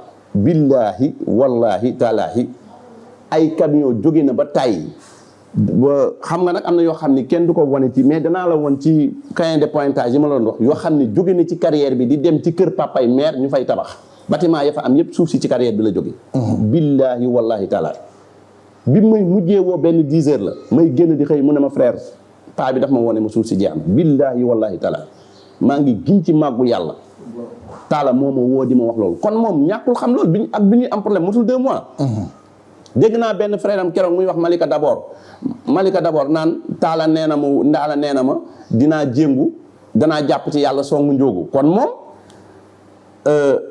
am na lu tax danaa jàpp ci yàlla songu njóogu kooku ça veut tout dire comprendre nga bon man li ma animé bi may ñëw foofu gis nga ñooñu seeni tool lii bokkum marché ambulant yu HLM la pour wax la ni man dama la wax sànq waa Malika yi protocole bi ñu ma defal beneen site bi waa marché ambulant HLM la man moomuma yëguma tinuma entreprise laa yor ñoom bi ñu demee ci GIE waa Kër Jaraaf Aldo daf leen ni man Ndiogou dama ko defal procuration protocole laa def ak moom pour mu liggéeyal ma dem leen def ak moom protocole waa marché ambulant HLM ñëw defaral ma protocole seen plan mi ngi nii ñoom lettre yi ñu bind marché ambulant HLM xoolal lettre bi ñoo ko bind receveur impôt et domaine lii leer na waaw ñoo ko bind seen numéro téléphone moo nekk nii seen kii moo nekk nii n'est-ce pas lii kii mooy seen président mooy président Abdoulaye Gueye mooy seen président gis nga procuration yi ma defoon ak ñoom moo nekk nii protocole yi moo nekk nii n'est-ce pas ci lii laa liggéey ak ñoom lan moo permettre ma liggéey ak ñoom lu ma permettre aussi seen suuf pour ma exploiter ko bi ma leen laajee ñoom seen i këyit dañ ma jox ay délibération yoo xam ne en bonne et due forme yoo xam ne dañ ko signé woon vers Tivaouane Peulh lii ay délibération la Omar Gueye moo ko signé parce que dafa am sauvagement entre Malika ak Tivaouane Peulh ñoom xoolal am na ñu ci demoon xoolal ba fay seen trésor gis nga quittance yi trésor lañ ko fayee ñoom bu Rufisque mais bi ñu ñëwee di terrasser protocole boobu gis nga lettre bi ñoom ñoo ko bind président de la République lettre bi président moo leen ko tontu moo tax kuy wax président daf ñu bind lettre daf ñu tontu dégg naa ci ay lettres yu bari dañu wax kii président moo ko bind enveloppe bi cachet présidence la ok Oumar Youm moo nekkoon directeur cabinet président lettre bi moo ko bind adresse ko waa HLM c'est pas man la ko adressé seen numéro téléphone a ngi nii ci suuf Ablaye Gueye ak voilà coordonnateur du collectif marchand ambulant de marché HLM n'est-ce pas ñoom ñoo ko bind ñii ñoo ma defal protocole ci site boobu voilà parce que ñoom dañ fa jëndoon à l'époque mais après dañ leen wax ne site bi dafa bokk ci 13606 dafa dugg ci zone gis nga ñoom bu ministre de la justice moo nekk nii bu ñu bind ministre de la justice enveloppe bi moo nekk nii lii enveloppe ministre de la justice la n'est-ce pas kon ñoom am nañ droit en tant que ay sénégalais am lotissement xool ki leen neex ñu jox leen ko ñu defaral ko voilà mais biñ ma ko joxee ak seen délibération yi ñu def parce que ñoom def nañ seen dépôt yëpp ba pare mi ngi nii lettre bi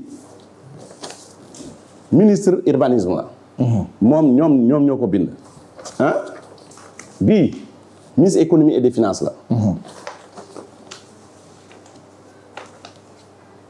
bii mooy seen récépissé moo nekk nii voilà seen récépissé ñoom moo nekk nii kon ñoom fi ñu war a jaar ci administration yëpp ñoom jaar nañ fa pour am droit ñu liggéeyal leen voilà comprendre nga man bi coow bi taala di wax coow li man après tellement que dalay déranger titre foncier bi moo nekk nii ñoom bi ñuy def à l'époque gis nga circulaire bi préfet bindoon moo nekk nii à l'époque 2005 xoolal circulaire bi le préfet des Niayes moo ko bind pour alerter et puis convocation bu nga xam ni waa Kër Massar ak Tivaouane Peulh lii mooy circulaire bi ok moo nekk nii la leen convoqué mi ngi nii 2005 la leen convoqué pour parce que wax leen ni zone boobu dañ koy tenir en compte il faut ñoom ñu ñëw réunion préfecture pour ñu dajaloo lii moo doon circulaire bi nga xam ne defoon nañ ko pour def enquête commodo incommodo bi avant ñu koy titre lii c'était en 2005 mi ngi nii bi ñu jógee foofu en 2007 titre foncier baa ngi nii 13606 lii mooy état des droits réels bi ça fait 370 hectares 89 76 santia moo nekk nii voilà lii mooy numéro 13606 moo nekk nii ñun ñoo ko demandé mais ñun ñëpp ak ñoom ñëpp xamuñu woon ni ndeke ne état titré na zone bi bi décret bi defee 2009 décret 2009 bi ma la woon moo nekk nii état des droits réels bi après lañ ko def voilà c'était en 2007 bi ñu ko defee la ñu def ni fii jeune c'est une zone d'habitation parce que pôle de Diamniadio bi nekk foofu mais fii lañ ko préparé woon beneen bi parce que autoroute bi moo taxoon Dakar Saint-Louis comme naan nga état des droits réels baa ngi nii ñoom ay sénégalais lañu am droit pour gis nga bi ma paree coow li bali dama bind la le commissaire xoolal commissaire lii laa ko bind xoolal réponse au commissaire moo ma wax ni zone bi nga nekk aw ma droit def ci intervention parce que du sama compétence. le commissaire de Malika. voilà Thiaw. moo ba bind lii leer xam nga li may wax nii di ko wane ci image pour ñu jël ko dafa leer. voilà man citoyen la damay dem ci règle bi nga xam ni moom la suma loi tëral norme yi nga xam ni moom la suma loi tëral. réew pour ma dox ci. xoolal gis nga taala bi mu bindee la préfet man kenn mësuma notifié ne ma arrêté kenn mësuma adressé document ne ma arrêté man maa dem ba xam ni moom li mu ko jaral di jël ay mbër parce que amul du bu ñuy wax naan waa Malika ñoo jóg songu Ndiogou c'est pas vrai c'est faux. dañu recruter 80 mbër chaque jour ñu leen di fay journée 10 000 francs pour ñu attaquer site bi pour mu am ay blessures rek parce que su amee rek yoon automatiquement même loolu su légalee yoon da koy arrêté parce que trouble à l'ordre public moo tax. voilà maire moo bind préfet moo ko bind le 8/9/2015. le 8/7/2015 ne ko Ndiogou Sow mi ngi exploité site bu nga xam ni ci Malika plage la man fi ma doon exploité Malika plage la xoolal mi ngi nii moo ko bind. terrassement à Malika plage waaw. terrassement à Malika plage. waxul carrière de. terrassement la wax à Malika plage. voilà boobu xam nga ban terrassement lay wax parce que terrassement bi nga xam ne waa Malika jox nañ ma ko muy ñi ma la woon léegi di ay doomi Malika. moom loolu la bëggoon bloqué parce que moom mi ngi doon terrassé en tant que maire nekk promoteur. ok xëy na moom dafa defe ni woon su ma duggee ci kii bi damay yàq xëy na moom liggéeyam gis nga bi mu ko bindee lii la ko sous-préfet tontu. xamal ne ko Ndiogou dama lay référé Ndiogou dama lay wax tontu ne la Ndiogou mi ngi am protocole ak direction eaux et forêts zone bi mu nekk compétence eaux et forêts la. comprendre nga. mi ngi nii sous-préfet bind ko. tontu ko lettre bi la ko tontu. lettre bi mu ko tontoo mooy numéro 359 moo nekk nii. parce que dafa am lettre bu ci toppaat. voilà moo am 359 mooy numéro lettre bi. voilà la ko une semaine après ñu jël ay mbër wàcc sur le terrain di xeex di yàq ba jeunes yeeg ñëpp Malika ku yeewu da ngay gis mu xonk cooy ak ay béret rouge. voilà ñu sous-préfet jël beneen arrêté le 12/15 mu jël arrêté baa ngi nii. est-ce que fii da nga fi gis sama tur. non il est formellement été tout. non may ma rek. bul liir. bàyyil man ma waxal sama bopp. da nga fi gis sama tur. non. sous-préfet dafa bind fii mu ne dafa interdire bépp terrassement ni bornage. loo xam ne ci territoire Malika la bu concerné territoire Malika. non autorisé par les services techniques compétents non autorisé. voilà par les services techniques compétents.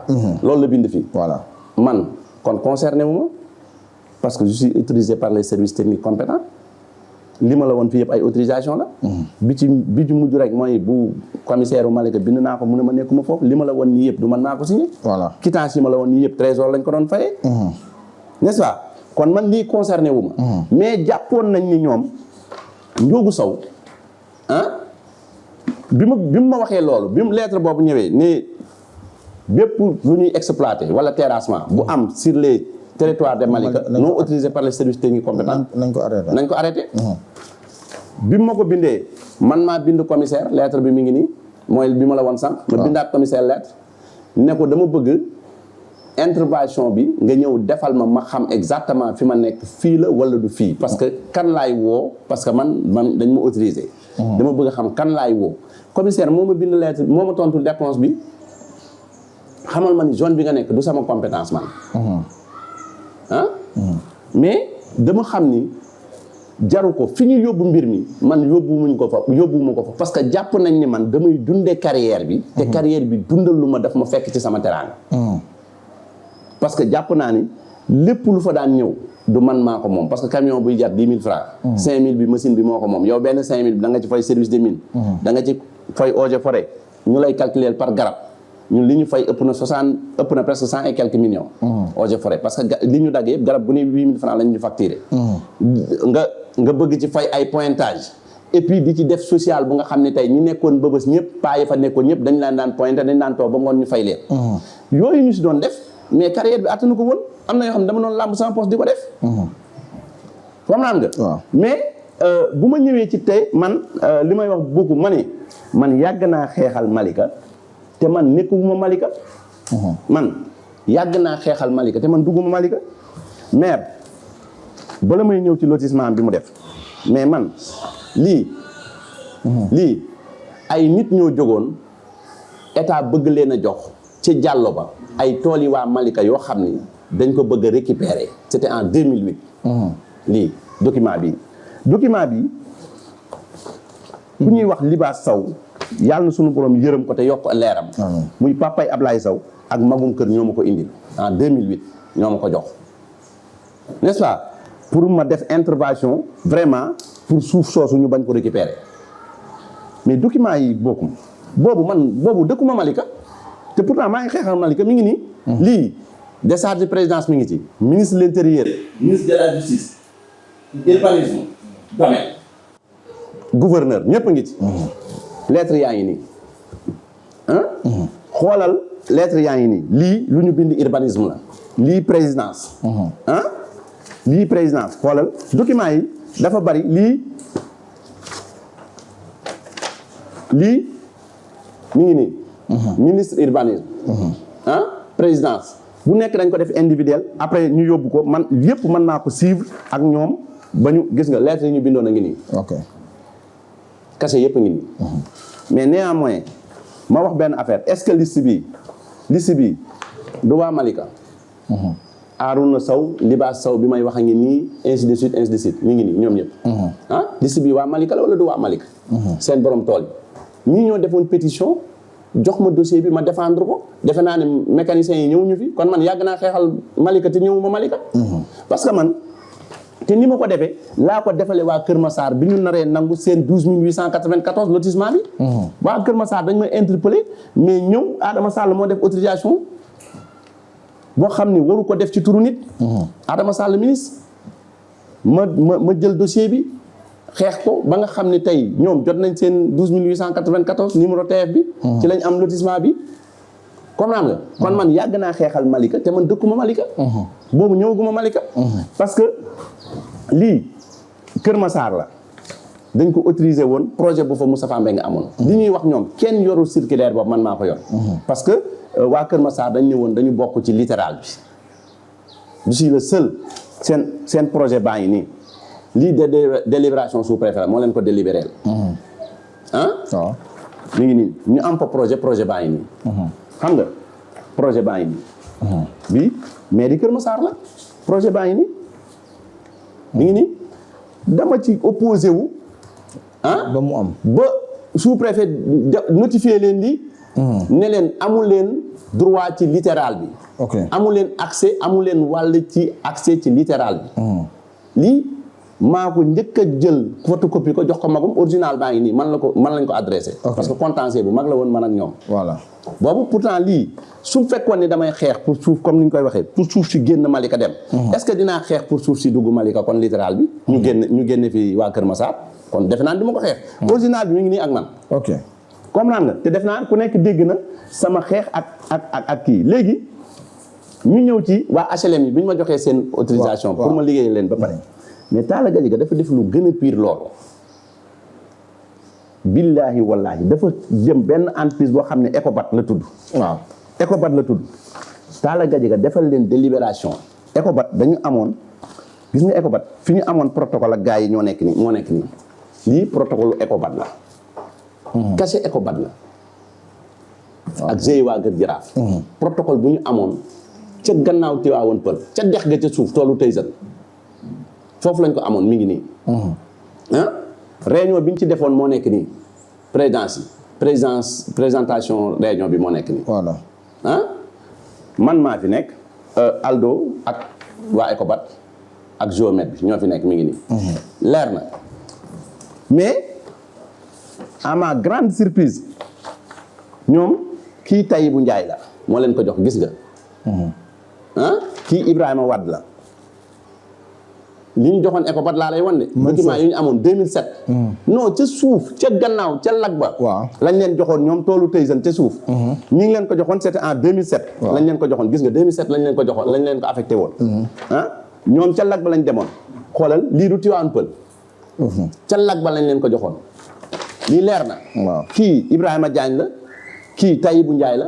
kii Doudou Wade la. waaw kii nekk cadastre kii nekk domaine kii nekk urbanisme. ñoom ñoo signé Ecobat bi. ok mais biñ ko signé dañ ko wax ne ko yaa ngi Tivaouane Peulh. ok ca en bord de lac. dafa leer ñu ngi ko bind noir sur blanc. voilà mais maire daf ko jël defal ko délibération Ecobat pour xeex Ndiogou Sow. defal ko Malika. defal ko Ecobat. maanaam Ecobat fa mu nekkoon. ndox mi daf ko nangu. 7 ans ñëwul borom tool yi tabax seeni tool. waaw ñu occupé ko 2007 la woon. maa ngi la koy woon léegi en 2007 lañ leen ko joxoon. mi ngi nii 2007. ba 2017. 10 ans après. 10 ans après Ecobat doog a ñëw collaborer avec le maire de Malika pour mu defal ko délibération ci site boo xam ni man terrassé naa ko waa marché HLM ak ñenn ci waa Malika ak waa marché HLM yi seen site terrassé naa ko. ba pare mu ñëw defal leen fa délibération pour xeex pour opposer wu ci suuf si rek pour mu yàqu comme xam na ni moom mënul am accès foofu. waaw mënu ci am accès. mu yàqal ko gars yi. waaw ok xoolal bàyyi Ecobat moo nekk nii. nee nañ Ecobat joxe na 39 millions ci commune Malika waaw mais kon bu ñuy wax naan Ecobat 30 hectares nga délibéré ko nit te biñ koy délibéré conseil yëpp nga fa man am na conseil bu ma woo ne ma man signé wu ma ñu ngi délibéré Ecobat délibération Ecobat. Ecobat dama leen def sommation interpellative jël huissier mu arrêté la ñuy def ma xeex faak ñoom xeex bu metti ba ñu arrêté bépp procédure bañ fay def. mi ngi nii lii tribunal la man ak ñoom. ok Ecobat assignation laa leen def. ok au niveau du tribunal Ecobat mi ngi nii. waaw looloo tax tey seen procédure yañ fa am yëpp mu arrêté. parce que non seulement dañu déplacer seen titre te amuñu ci droit te titre pour ñu déplacer ko yóbbu ko feneen affectation jëlee titre Kër Massar yóbbu ko Malika wala dara loolu président décret rek moo ko mën. ok du nit individuel moo ko mën. mais imaginez nga jël délibération di ko defal nit xoolal Ecobat. jaay nañ terrain lii du acte. lii du acte bu Ecobat attribué. ay nit. Ecobat fi mu ne def na acte yi ba commencé di jaay terrain yi. te le maire de Malika moo ko defal délibération. ok à cause de quoi xeex benn nit mu ne. c'est-à-dire man ni muy xeex jaruma xeexal xam nga lu tax jaruma xeex ak man nekkuma xeexal parce que du ma def lu ma xamul du ma dugg ci lu ma mënul te lu may def dama koy teg ci yoon ba mu leer nañ. moo tax xeex ak man du yombul te boogum nit dafa war a sant boroomam. gis nga man dama lay wax benn affaire boogum tey ki nekk gouverneur Dakar je dis bien muy Sall rapport bi moo ko defoon. signature am cachet moo nekk nii boobu moo nekk préfet bu Rufisque. moo nekk nii waaw bi ñuy liggéey foofu ci site bi su fekkoon ni amuñu autorisation wax ma nii ban service nga gis bu manqué ci service yi du eaux et forêt du urbanisme du domaine du cadastre du préfet du ñëpp a ñëw du sous-préfet ñëpp brigade police ñëpp a ñëw kan moo signé wul fii ci service boo xam kan ku nekk def sa numéro téléphone def sa tur signé lii leer na waaw ana sama signature moo nekk nii ci suuf Ndiogou Bari Sow voilà waaw ana bu Makhtar Diop Aldo moo nekk nii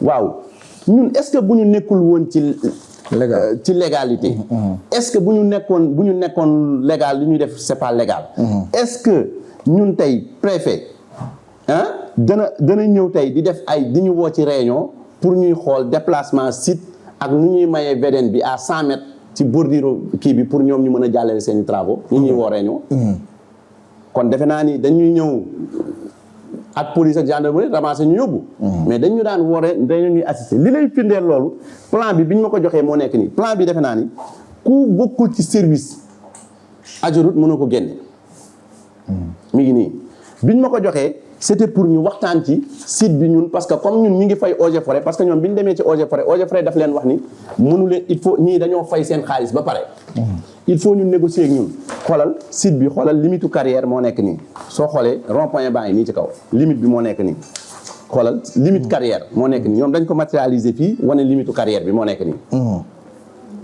lii defe naa ni ku nekkul en règle est-ce que service su état yu compétent danañ ñëw di collaborer ak yow balay jox seeni plan di situer yow site fi nga nekk ak sa limite ok ok c'est-à-dire li ma la fi wax yëpp c'est pas moi qui fait ça c'est pas moi c'est l'administration. ci ay kër yu leen nga waxee tey. non c'est-à-dire c'est pas moi. c'est l'administration li ma la woon fii yëpp administration. kon du man maa créé ay documents di ko génne. du man maay dem di ko def ci këyit yu leer laa koy teg. vidéo bu ma yor moom Mama Talla Gadiaga. waaw muy wax ba tudd benn 64 hectares. waaw mu ngi ko ciy wax. vidéo bi jot nga ci gis nga ko. gis naa ko. waaw loolu nga ñu mën a wax ci. dama lay won ñun ci projet yi ñor lii du jaarul ci bu. projet 13 hectares la. waaw xoolal lii Géejawaay la. projet la ñun dama la bëgg woon rek man li ma yor ci projet di ko liggéey jam ñaajo képp kuñ fa délosé projet bi mi ngi nii bët Sénégal ñun ñoo ko yor lii ay projet la yoo xam ne ñun ñoo ko yor kon ñun sant nañ suñu borom bu ñu xëccoo fii ay projet yeneen lii projet la kon ñun amuñu loo xam ne dañ ciy daw bay daanu moo tax ma ne nit day sant boromam comme naan nga léegi da nga ma laaj nga ne ma ci 64 hectares yi nga xam ne mu ngi koy wax. waaw man li ma la wax fii yëpp damaa defe ni génne naa këyit yoo xam ne wan naa leen ni ñii ñoo ko moom. voilà bu dee 64 hectares. mais nañu ma génneel benn këyit bu njoogu jël. lotissé 64 hectares xanaa ko lotissé di nga ko jaay. dégg naa mu naan non terrain hectare bu ne ñaata million la hectare bu ne nangam million la xam nga moom. hectare bu nekk mu ngi ko calculer 35 parcelles. 35 parcelles. voilà lotissement bi kan la. commune de Malika. waaw commune de Malika waaw. géomètre agréé bi mi ngi nii. voilà. lii du jàll ba.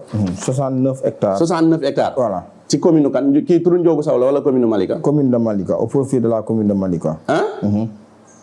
kon moom li mu créé la may sosal xam nga man du ma dugg ci xam nga lii dama koy évacuer tey mu jeex parce que c'est la première fois ma jàkkaarloog ay organes di ci wax. voilà. te bëgguma ci revenir daal dama ko bëgg a wax benn yoon mu jeex. parce que man weesule naa suma bopp fu may nekk di tontonte di wax weesule naa sama bopp. parce que vraiment lii mooy war a mën a tax na système de diabolisation bi nga xam ne nii ñu ngi koy wax. d'accord xam nga moo ko mën a dindi tuuma bi. c'est-à-dire benn tuuma la tamit. dañu sant suñu borom. liggéey ak jaamu yàlla rek. lañ ñu xiirtal moo tax amuñu temps wu toog di wax lu bari damay wax ni des fois lu waay wax boppam. lu waay def boppam. gars yi dañ naan ma waxal mais damay jàpp ne aussi des fois il est temps. pour nga wax mais defe naa ni 5 ans. 2012 ba léegi. waxoo 2015. maa Talla 2015. ba ñu ngi ci 2021. Talla continuer di waxi suuf. yow da nga mos a dégg ñun la Ndiogou convoqué nañ ko pour suuf. non. da nga mos a dégg ñun la acte bi Ndiogou moo jaay ñuy suuf. da nga mos a dégg ñu ne la Ndiogou na dem wuy ji section de recherche ndax suuf la am. waaw man benn personne individuelle bu bon bu tekkiwul dara. est-ce que mën naa toog ci Malika gii tey di fi def li ma neex. mais mairie bi mais kon ñoom amuñu mairie bopp amuñu administration bopp. man sénégalais laa comme ñëpp. moom ñu ngi koy tudd ci ci journal Libération bu barki lundi bi passé. waaw ci affaire tribunal ak yooyu noonu peut-être xam naa ne dina. am non loolu maa ngi ko ci ñaanal suñu borom mi nga xam ne moo mën. yàlla na ko suñu borom teggil jafe-jafe yooyu ba mu génn ci. parce que doomu aadama aussi doomu aadama rek la. nul n'est parfait dans la vie. moom mën na dugg ci ay problème mais man du ma ko yéene problème yooyu parce que nit rek laa ko man man Ndiogou Sow kuy samp sa tànk di dox yéene wu ma la lu bon. parce que dama bëgg yonent bi sallallahu alayhi wasallam ba képp koo xam ni moo tax ñu amal la mënuma am ci yow mbañeel déedéet. man dama koy ñaanal situation boobu mu nekk yàlla na ko ci suñu borom génne. te teg ko ci jàmm te ñun ma lay wax ni. gis nga li nga xam ni mooy gis nga li ma lay wax ci titre foncier bi nga xam ne mooy Kër Massar. moo nekkoon nii parce que man su may wax dara dama ko bëgg a génne ay preuves yu leer. titre foncier bi 74 hectares la. kii mooy TF 12894. mais man lañ ko jox maa ko lotissé defar ko commission CCOD baa ngi nii. gis nga 37 hectares yi nii lañ ko waroon def lii moo doon procédure bi dañu bàyyi procédure bi. parce que. lu administration boo jëlee titre boo jëlee zone boo xam ne da xoolal gis nga lii gouverneur a ko signé ci 12894 TF bi moo nekk nii. bordereau bi xoolal nii la commune Malika waroon a def gis nga ñii tur yi ci nekk yëpp. attributeur yëpp ñu ngi fii képp ku ñu attribué parcelle sa tur mi ngi fii lii mooy bordereau bi nga xam ni la ñu war a affecté nit ñi gis nga xoolal bii sama tur a ci nekk. Ndiogou Bari Sow. parcelle 163 comprendre nga lii le lotissement gis nga plan bi moo nekk nii lii la lotissement war a doxee. mais xoolal 37 hectares yi maire bi doon wax dafa am protocole ak eaux et forêt man pourtant commune protocole eaux et forêt commune Malika seen protocole a ngi nii. ak eaux et forêt ñoom dañu am protocole ak eaux et forêt. ok mi ngi nii ñoom en tant que commune bi ñuy dagg dañu fay eaux et forêt. am protocole ak moom. kon ñoom pourquoi fi ñu jaar ba eaux et forêt autorisé leen est-ce que boroomi tool amuñu droit jaar fa wala nit koo xam ne dafay liggéey bëgg légalité amul droit jaar fa. lii def naa lu légal la n'est-ce pas. seen kii bi moo nekk nii délibération moo nekk nii lii mairie Malika moo ko délibéré ci 37 hectares yi. tey 37 hectares yi ñun suñu problème mooy ñun ñë fa jënd ay doom aadama lañu te dañoo am problème. 1243 parcelles nga mën ko lotissé ci ab gox.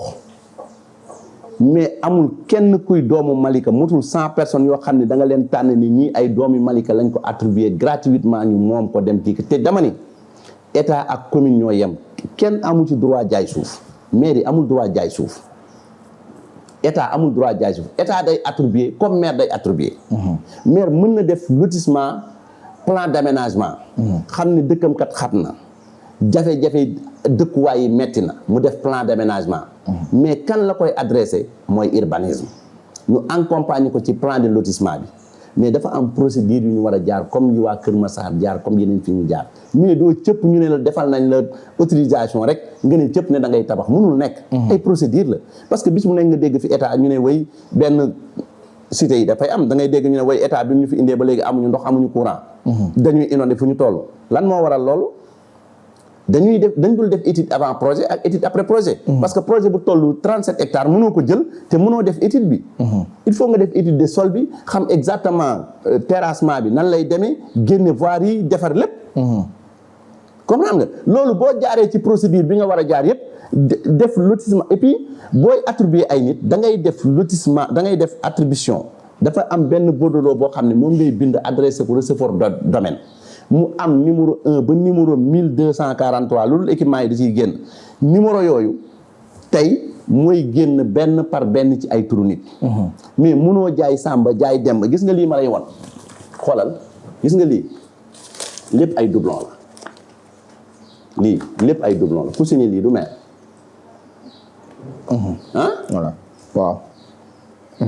ku signé lii du maire lii lépp ay doublon la wallahi azim ay nit ñu ci am ñoo ñëw jox ma ko pour ma dimbali leen mais ñii fu ñu jëm koo xam ne da nga liggéey ba dee xalaatoo sa àdduna da ngay nekk Europe daw ba sonn xalaatoo sa àdduna lu ñëw tabax sa kër nga jënd kër mu ñu jaay ko keneen wala ñu attribuer ko keneen mais imaginez lotissement bi nekk tey rek fii ñuy wax 63 personnes yooyu mais yow nan ngay lotisser nit defal lotissement bi man jàpp naa ni lotissement boobu ña fa wane ñëpp maire moo signé seen acte.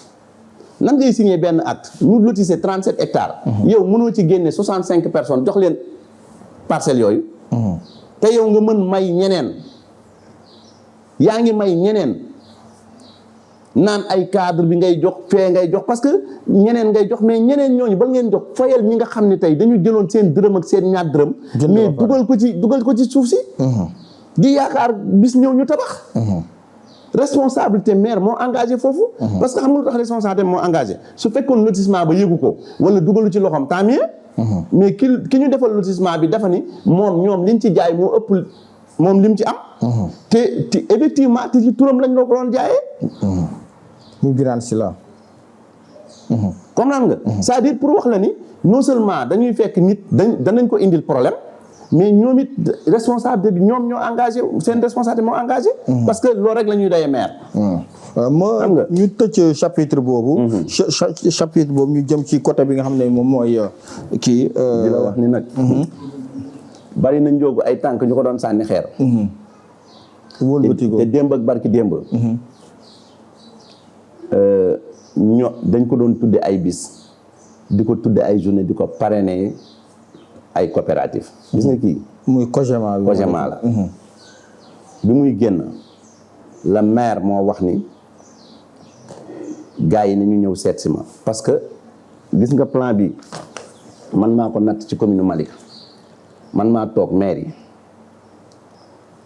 ñaan toog ma mbay toog Mbay Ndiome toog Mbay Ndiome di Babacar Gadiaga toog magum kër toog ñëpp toog maire ne leen dama bëgg suufu Malika lu ngeen ciy defati ngeen wax ko Ndiogou Sow parce que mi ngi ma ciy jàppale loo xam ne tey bu ma ci jàppalewul woon mën naa ci am problème géomètre bi keroog billaahi wallahi taalaahi ci 250 000 yi ma teg ci loxo ma Mbay Ndiome laa ko teg ñoo dem fay ko fay géomètre ànd ak géomètre bi ci àll bi dem natti ko ba pare ñëw jox ko 250 000 te la ma ci jublu woon mooy la Malika moom vraiment doomi Malika waa Malika jariñoo ko. muy doon cogement bi. déedéet bii avant cogement bi la. avant cogement bi. comprendre nga bii dama ko nattaloon ça fait 116 hectares 39 80 centimes. lañ leen nattaloon n'est-ce pas. bii mooy cogement bi. cogement bi biñ ko indee ci man jox ma ko parrain la woon lii parrain la woon. man la ñu parrainé woon cogement bi kon man contre ma ay jeunes yi Malika man dama d'accord ci projet jeunes yi Malika am terrain parce que moo gën ay jàmbur ñëw jël fi terrain jàmbur dëkke ko. te ay doomi Malika dëkk yow nan ngay juddoo ci dëkk cosaanoo fi sa bàyyi yaroo fi sanc dëkk bi màgg fi nga màgg fi yaroo fi xëy suba tey ay doomi aadama jóge fële ndax am nañu moyen ñëw jënd terrain yi ba mu jeex. yow ngay toxu yow da ngay yow mii doomi Malika ëllëg say doom dañuy dem dëkki feneen foo xam ne du Malika. am beneen cosaan te pourtant nit ku nekk cosaanam daf koy bëgg. fi mu juddoo yaroo ko bu sañoon dafay am fu mu fa lay dëkk.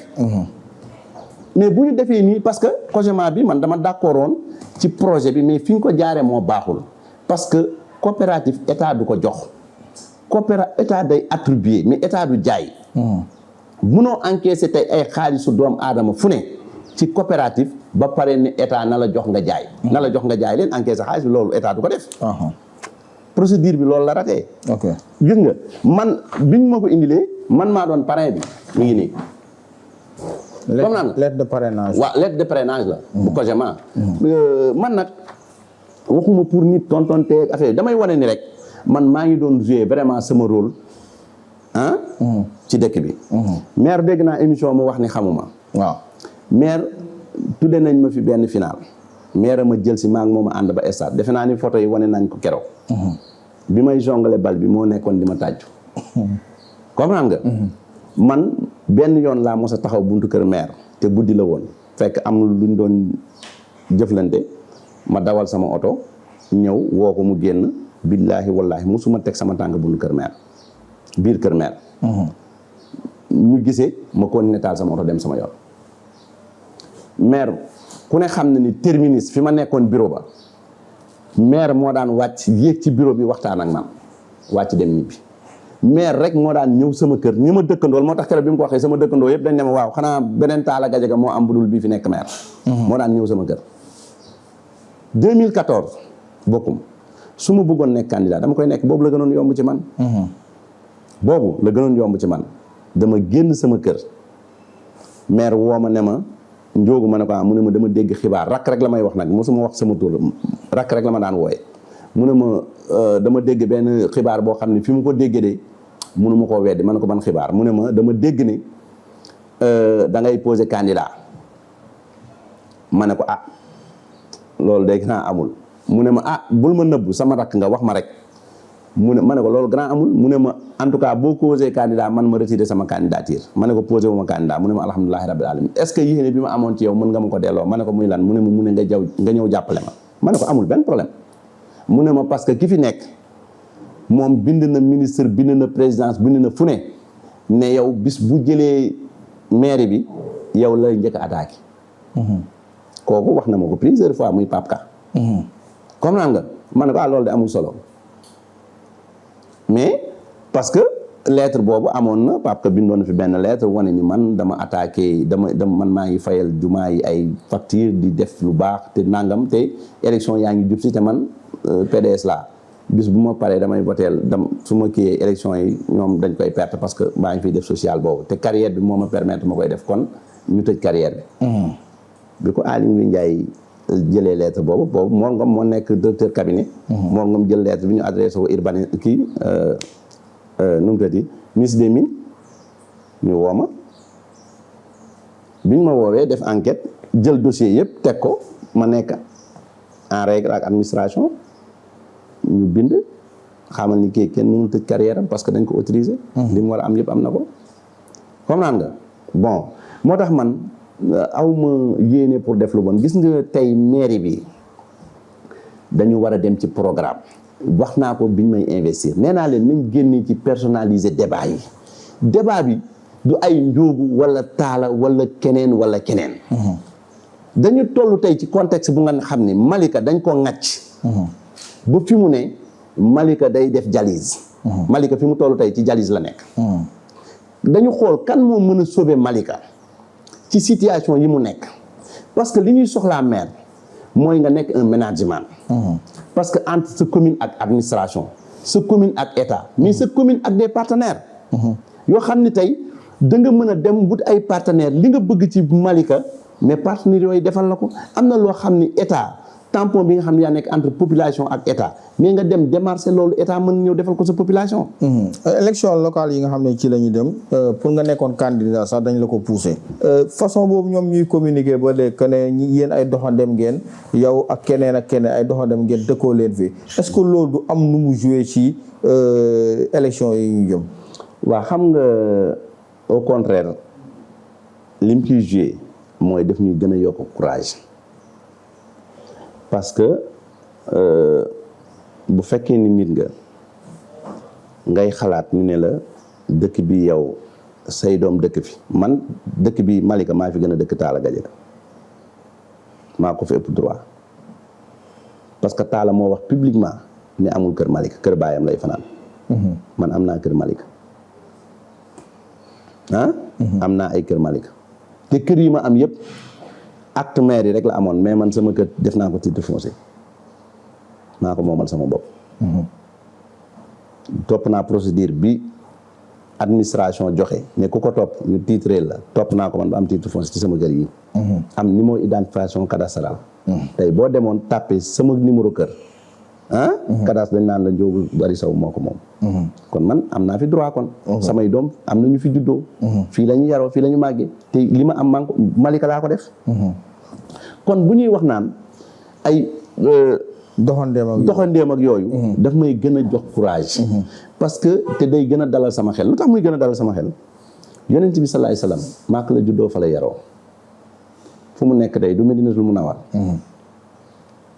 damay joxe exemple yooyu rek c'est-à-dire damay ñëw ci nit ñu baax ñëpp parce que temps bi laay bañ gën ko guddal ban nit ku baax nga mos a gis mu juddoo ci dëkk yaroo fa màggee fi te gàddaayul dem sañ ci beneen dëkk demul ci beneen dëkk defar amul ma jox la benn exemple Moustapha Mbengue mi Sénégal 92 la fi ñëw waa Kër Massar dañ ko doon wax doxandéem Sénégal 92 la fi ñëw bi mu ñëwee dégg dañ ko abal kër anamu tey nekkul maire Kër Massar di wax ni ban président ngeen mos a gis mu dëkk ci région Dakar amul kon ana dëkk ci dëkk bi kon dañu waroon wax ku dëkk Dakar ku dëkkul Dakar doo nekk fii président doo jiite Dakar c'est-à-dire li am solo mooy yow lan nga mën a defal dëkk bi lan nga mën a jariñ dëkk bi fan loolu la ñuy xaar ci ñoom sa waay mënoo def ci dëkk 20 ans ak sa équipe nga toog yow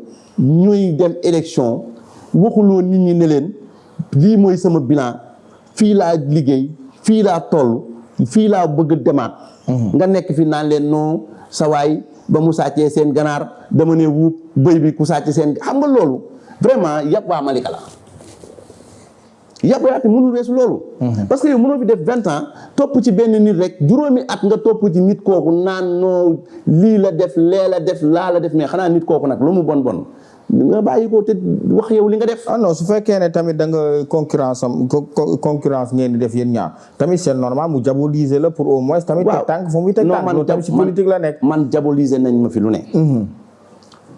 ma ciy sant suñu borom. di ci gërëm limaamu. parce que nee nañ ko fi Ndiogou nee na def na lii waa Malika dana leen def lii Ndiogou nee na nangam Ndiogou nee na nangam bëggum. man dama dëkk Yoff 7 ans. Yoff jàmmalaay sama papa am fa kër. ma jóge man dama ni gis nga ndox. limaa mooy dàq ndox te ba mu dàqee ndox ba léegi ndox ñëwaatul. mais man ndox may dàq. ba indi ma ci dëkku limaamu. kon man wooteeb limaamu laa wuyu si. kon déggoo ma de. man jënd naa kër jàmm gën. ndox nangu ko. ma jënd kër boobu maa ngi seeraale woon. c'est ça ma jënd kër. yëmbal benn baraak ndox nangu ko. ma ñëw Malika. tabax sama kër Massar bëgg fa nara fa dem. 18 di ma ko tabaxal sëñ Mamour 18 wàcc romb ko mu ne ko foo jógee nii mu ne ko kër Njoogu laa jógee kër Massar kër gu mu ko doon kuuleel mu ne ko kër Massar mu ne ko waaw sëñ Mamour ñëw sama kër minuit ne ma Njoogu yow kon kër Massar ngay tabax mu ne ko waaw mu ne ma mukk du am yow Malika gii ngay dëkk. bi ma ñëwee Malika damaa jël lay sama wërsëg def ko ci liggéeyu limaam looloo tax fay ma Malika du yomb parce que limaam moo ma taal Malika. lam yéex a dugg ci élection locale yi si sa nga ñëw wane ñëpp ne da ngay dem ci élection yi lan moo tax mu yéexoon. waaw non c'est-à-dire xam nga man sama liggéey aussi vraiment permettre ma yu bari parce que dama nekk 16 heures kee man ak moom def nañ presque 30 ans service wala 25 ans service. Matar Diallo. bokk nañ Sétélec xam nga bokk nañ Sonatel bokk nañ CSE bokk nañ CGE. bokk nañ Fisorol bokk nañ entreprise yu bari. sama liggéey permettre ma temps bu bari ma koy am. tey danañ toog fii léegi moom mii ma ne ko jógal léegi dem Saint-Louis. wala dem Richard Toll wala dem Kaolack nga réceptionné fa dara. te su ma mënul dem moom mooy obligé dem. te sama présence il faut mu ñëw parce que sama société lay liggéeyee. comprendre nga. même bu ñëwee man maay kase signé te gars yi dañuy bëgg sama présence. parce que tey service yi ma doon liggéeyal tey ñu bari ñoom ñoo may jox ay chantier. ay marché yu bari yi may am yëpp macha allah ñoom ñoo ma koy jox. xam nga ba stade yi ma fi réalisé yëpp ñoom ñoo ma ko jox service yooyu ma doon nekkal ñoo ma koy jox. parce que dama génn mais bëgg sous-traitance pour ñu may jox ay marché. mais marché yooyu may am tey su Alpage ñëwee bureau contrôle ñëwee man maay dem. assister loolu n'est-ce pas. bu ñu waree couler dara wala ñu war a def dara man maay dem taxaw xam nga loolu soo ko bëggee booleeg yenn activités yi. dafay metti mais dama gis ni Malika dañu sonn parce que dañuy am 820 millions. nit ñëpp jóg ne ma 820 millions yooyu ay nit di ko séddalee ni mu leen neexee mais bañ koo séddalee ni ko Malika bëggee. ci ay nit la yem 820 millions bu doon chaque année ñu génnee. 200 millions def ko ci inondation wala feneen dafa defe ni fii ak 5 ans inondation kenn dootu ko wax. ñu ñëw ci programme bi rek ñu si volet éducation santé ak feneen ak ni nga ko tëggee mi nga xam moom ngeen di proposé waa Malika su fekkee ne gagné ngeen kii bi mairie Malika bi. waaw ñun programme bi ñu def du santé ak éducation rek. parce que Malika. nit pour mu jàng am na lenn lu war ci moom. comprendre nga pour mu faju tamit am na wareef ci moom. ñun ci programme boobu man programme bii laa njëkkoon a tëgg. je dis bien moom laa njëkkoon tëgg. bi ma ci tëggee dama jël volet social bi forêt environnement bi maanaam cadre de vie bi lépp ñu tënk ko. parce que aussi buñ ne éducation tey. Malika secteur yi ma dem yëpp dañ lay wax yu ci bari ñii dañuy gont ñuy xëy ci élèves yi. dañ lay wax ni am na xale yoo xam ne tey mënuñu jàngi parce que seen parents d'élèves. te xale dafa sensible. xale tey mënul dem jàngi ñu dàq ko ndax inscrireul day am kersa demaat. xale yi bu inscrire jotee fu ne la seen waajur yi di dugg. pour inscrire. xale yi pour ñu am fourniture problème la. classe yi dafa xat te vraiment budget éducation santé sport non loolu commune bi daf ci war a veiller bu baax a baax a baax a baax. ak yëpp mais daf ci war a veiller bu baax a baax.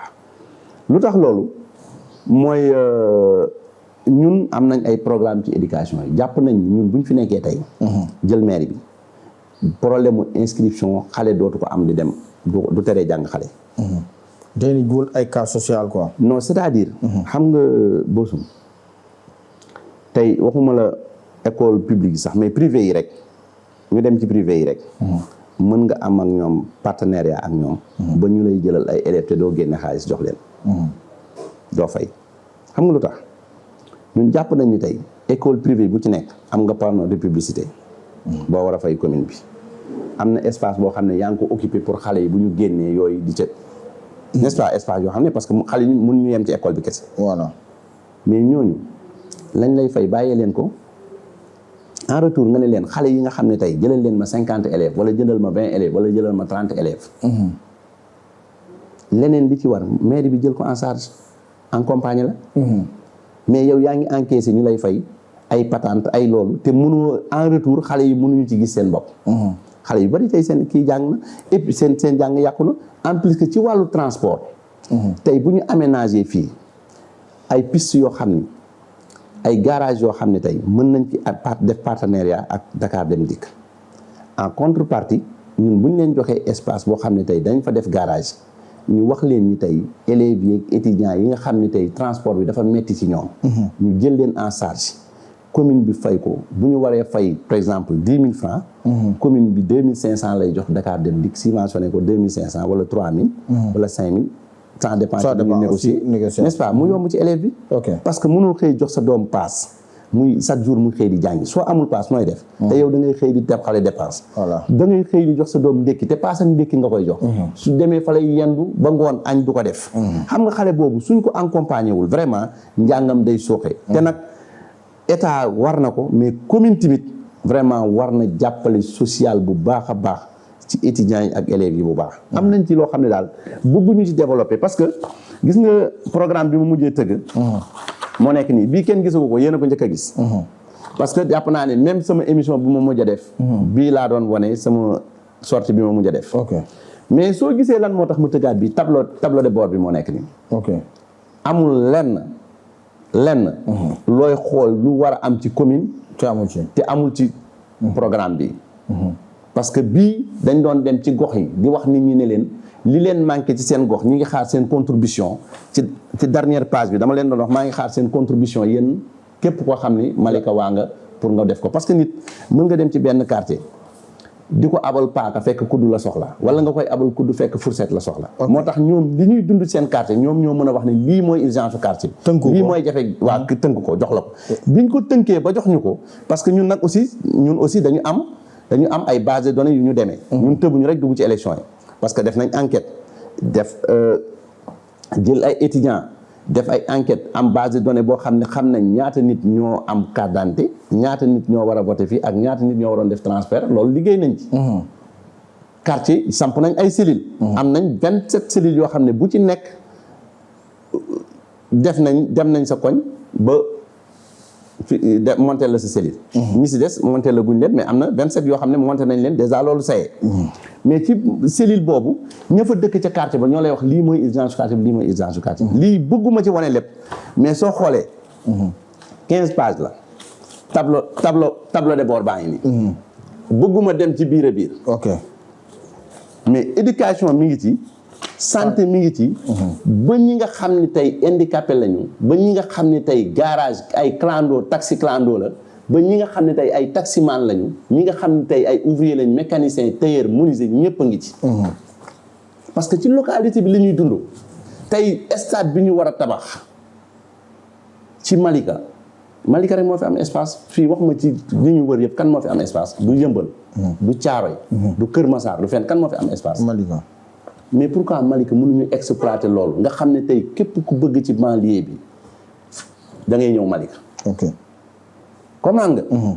tey ñun Malika espace bi mu am ci littoral bi kenn waru ko exploiter ci ay kër di ko jaay. man jàppuma loolu. man dama jàpp ne Malika tey war na am ay hôtel 5 étoiles. te loolu liñ fa war na am quai de pêche. war na am usine glace. parce que suñu jigéen ñi li ñuy jóg dem di jëndi jën feneen te ñoo am espace bi fii mais loolu politique locale. localité bi mooy jóg def politique boobu pour am démarcher loolu am ko. et pourtant mën nañ ko am li ci des mooy war nañ pourquoi pas duñ fi am golf te ñu am espace bi. te loolu soo amee partenaire ñu ñëw tabaxal la fi golf. golf boo xam ne tey lépp loo bëgg ci sport mais day nekk ci biir. mais loolu il faut ñu am aussi golf soo ko amee tey fu ne la nit di ñëw. di jóge di ñëw il faut nga am hôtel yoo leen dalal.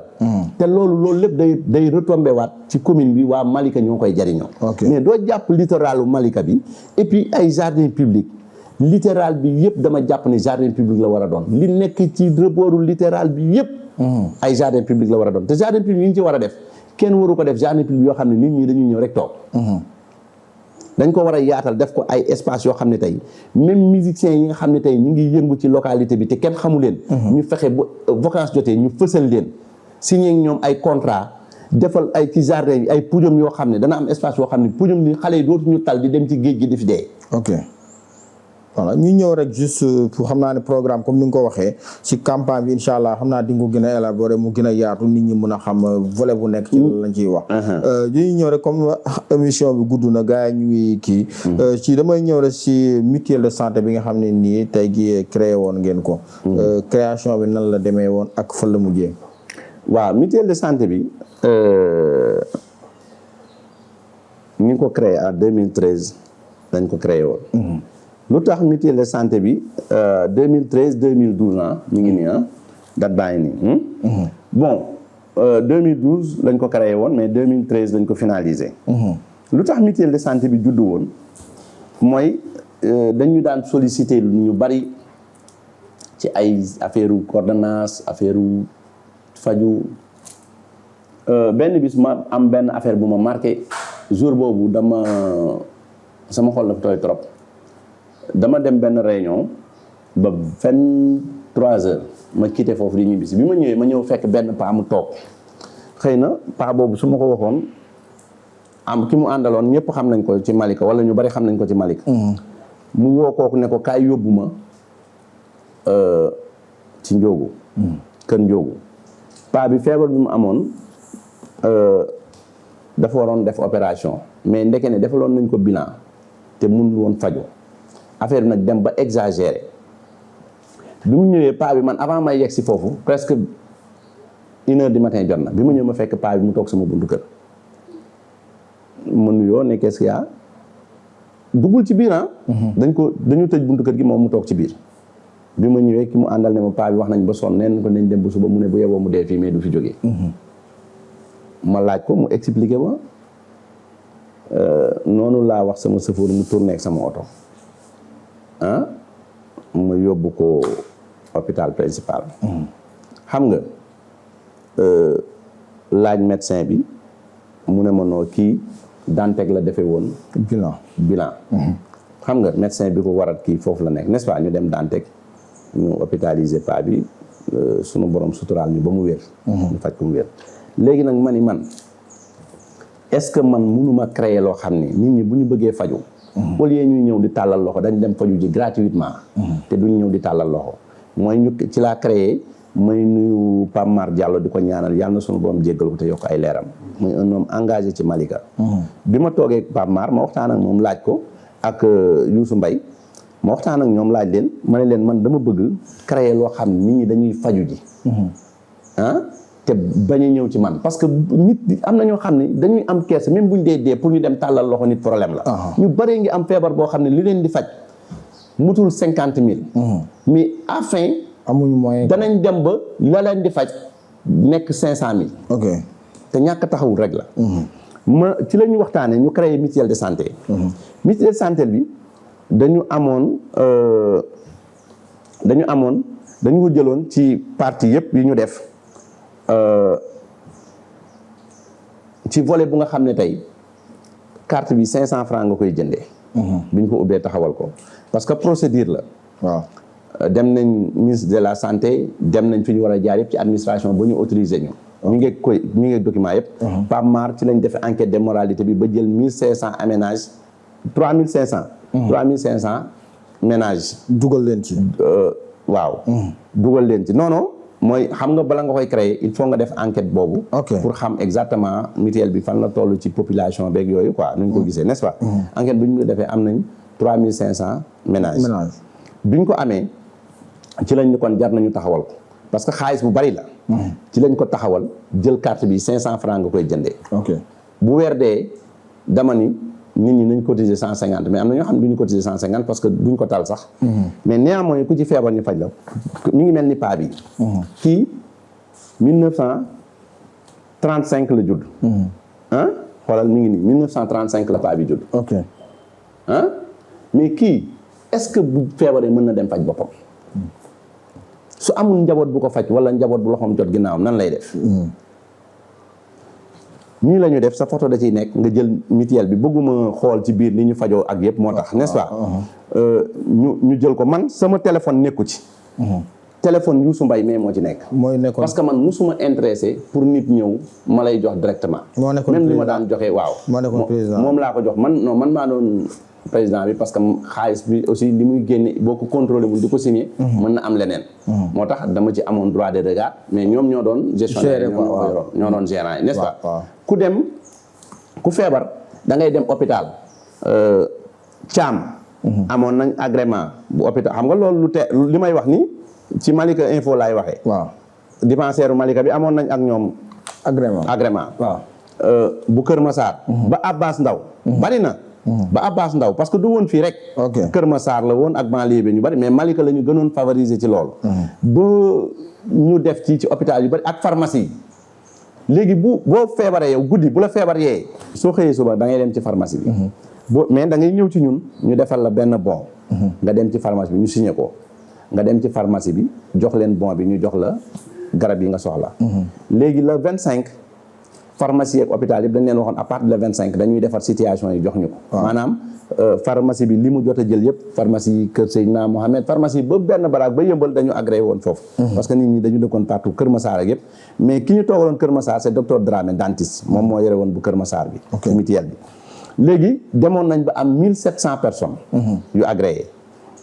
mais après li ñuy def mooy bu weer dee la 25 dañuy defal situation bi indil ñu ko ñun après ñu def ay chèques fay leen. waaw comprendre nga. loolu wàññi woon na ay nit di ñëw ci yow naan la dañu am problème ordonnance dañ lay wax ni mutuelle baa nga nee demal nga inscrire 500 francs soo amul ñu may la 500 inscrire la. pour faj la nga xam ne yow doo ñëw ci ñun. parce que am na ñoo xam ne ñu ñëw wan la ordonnance boo xam ne def na presque 5 ans wala 6 ans. lu tëj mutuelle bi léegi. non mutuelle bi biñ ko ubbee boobu après état bi dafa lancé benn projet boo xam ni projet mutuelle de santé la mutuelle la. bi ko état bi lancé commune Malika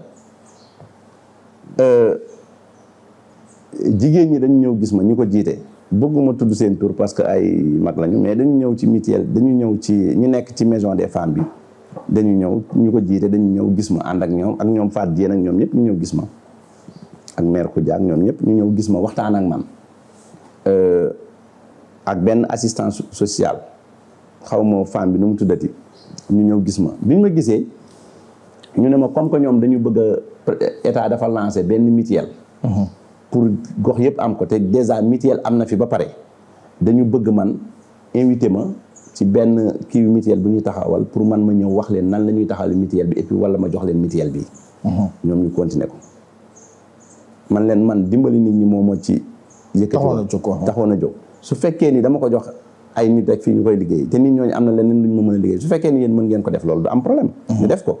après dem naa fa réunion maire yi ci espace jeune bi foofu. centre bi noonu. dem na fa benn réunion boo xam ne invité nañ ma fa ma dem vraiment toog ñu def débat yi kii man ci laa séddee woon pourtant Pape Mar nee na ma non nañ ko limité ma ne ko non comme que ñun faj rek moo ñu tax a jóg dimbali nit ñi.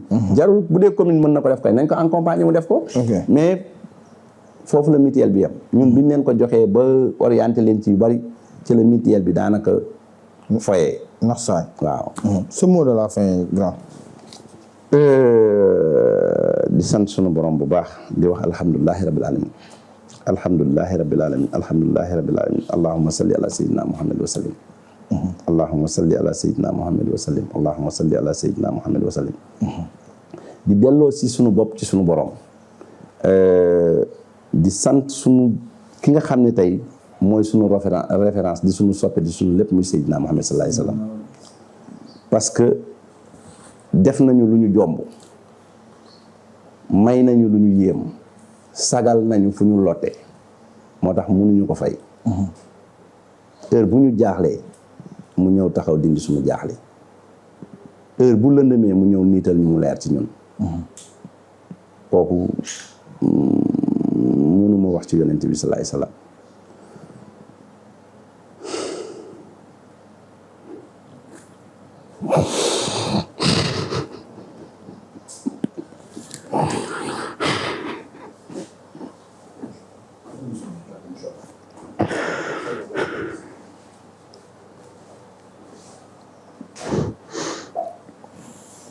ça va baax na.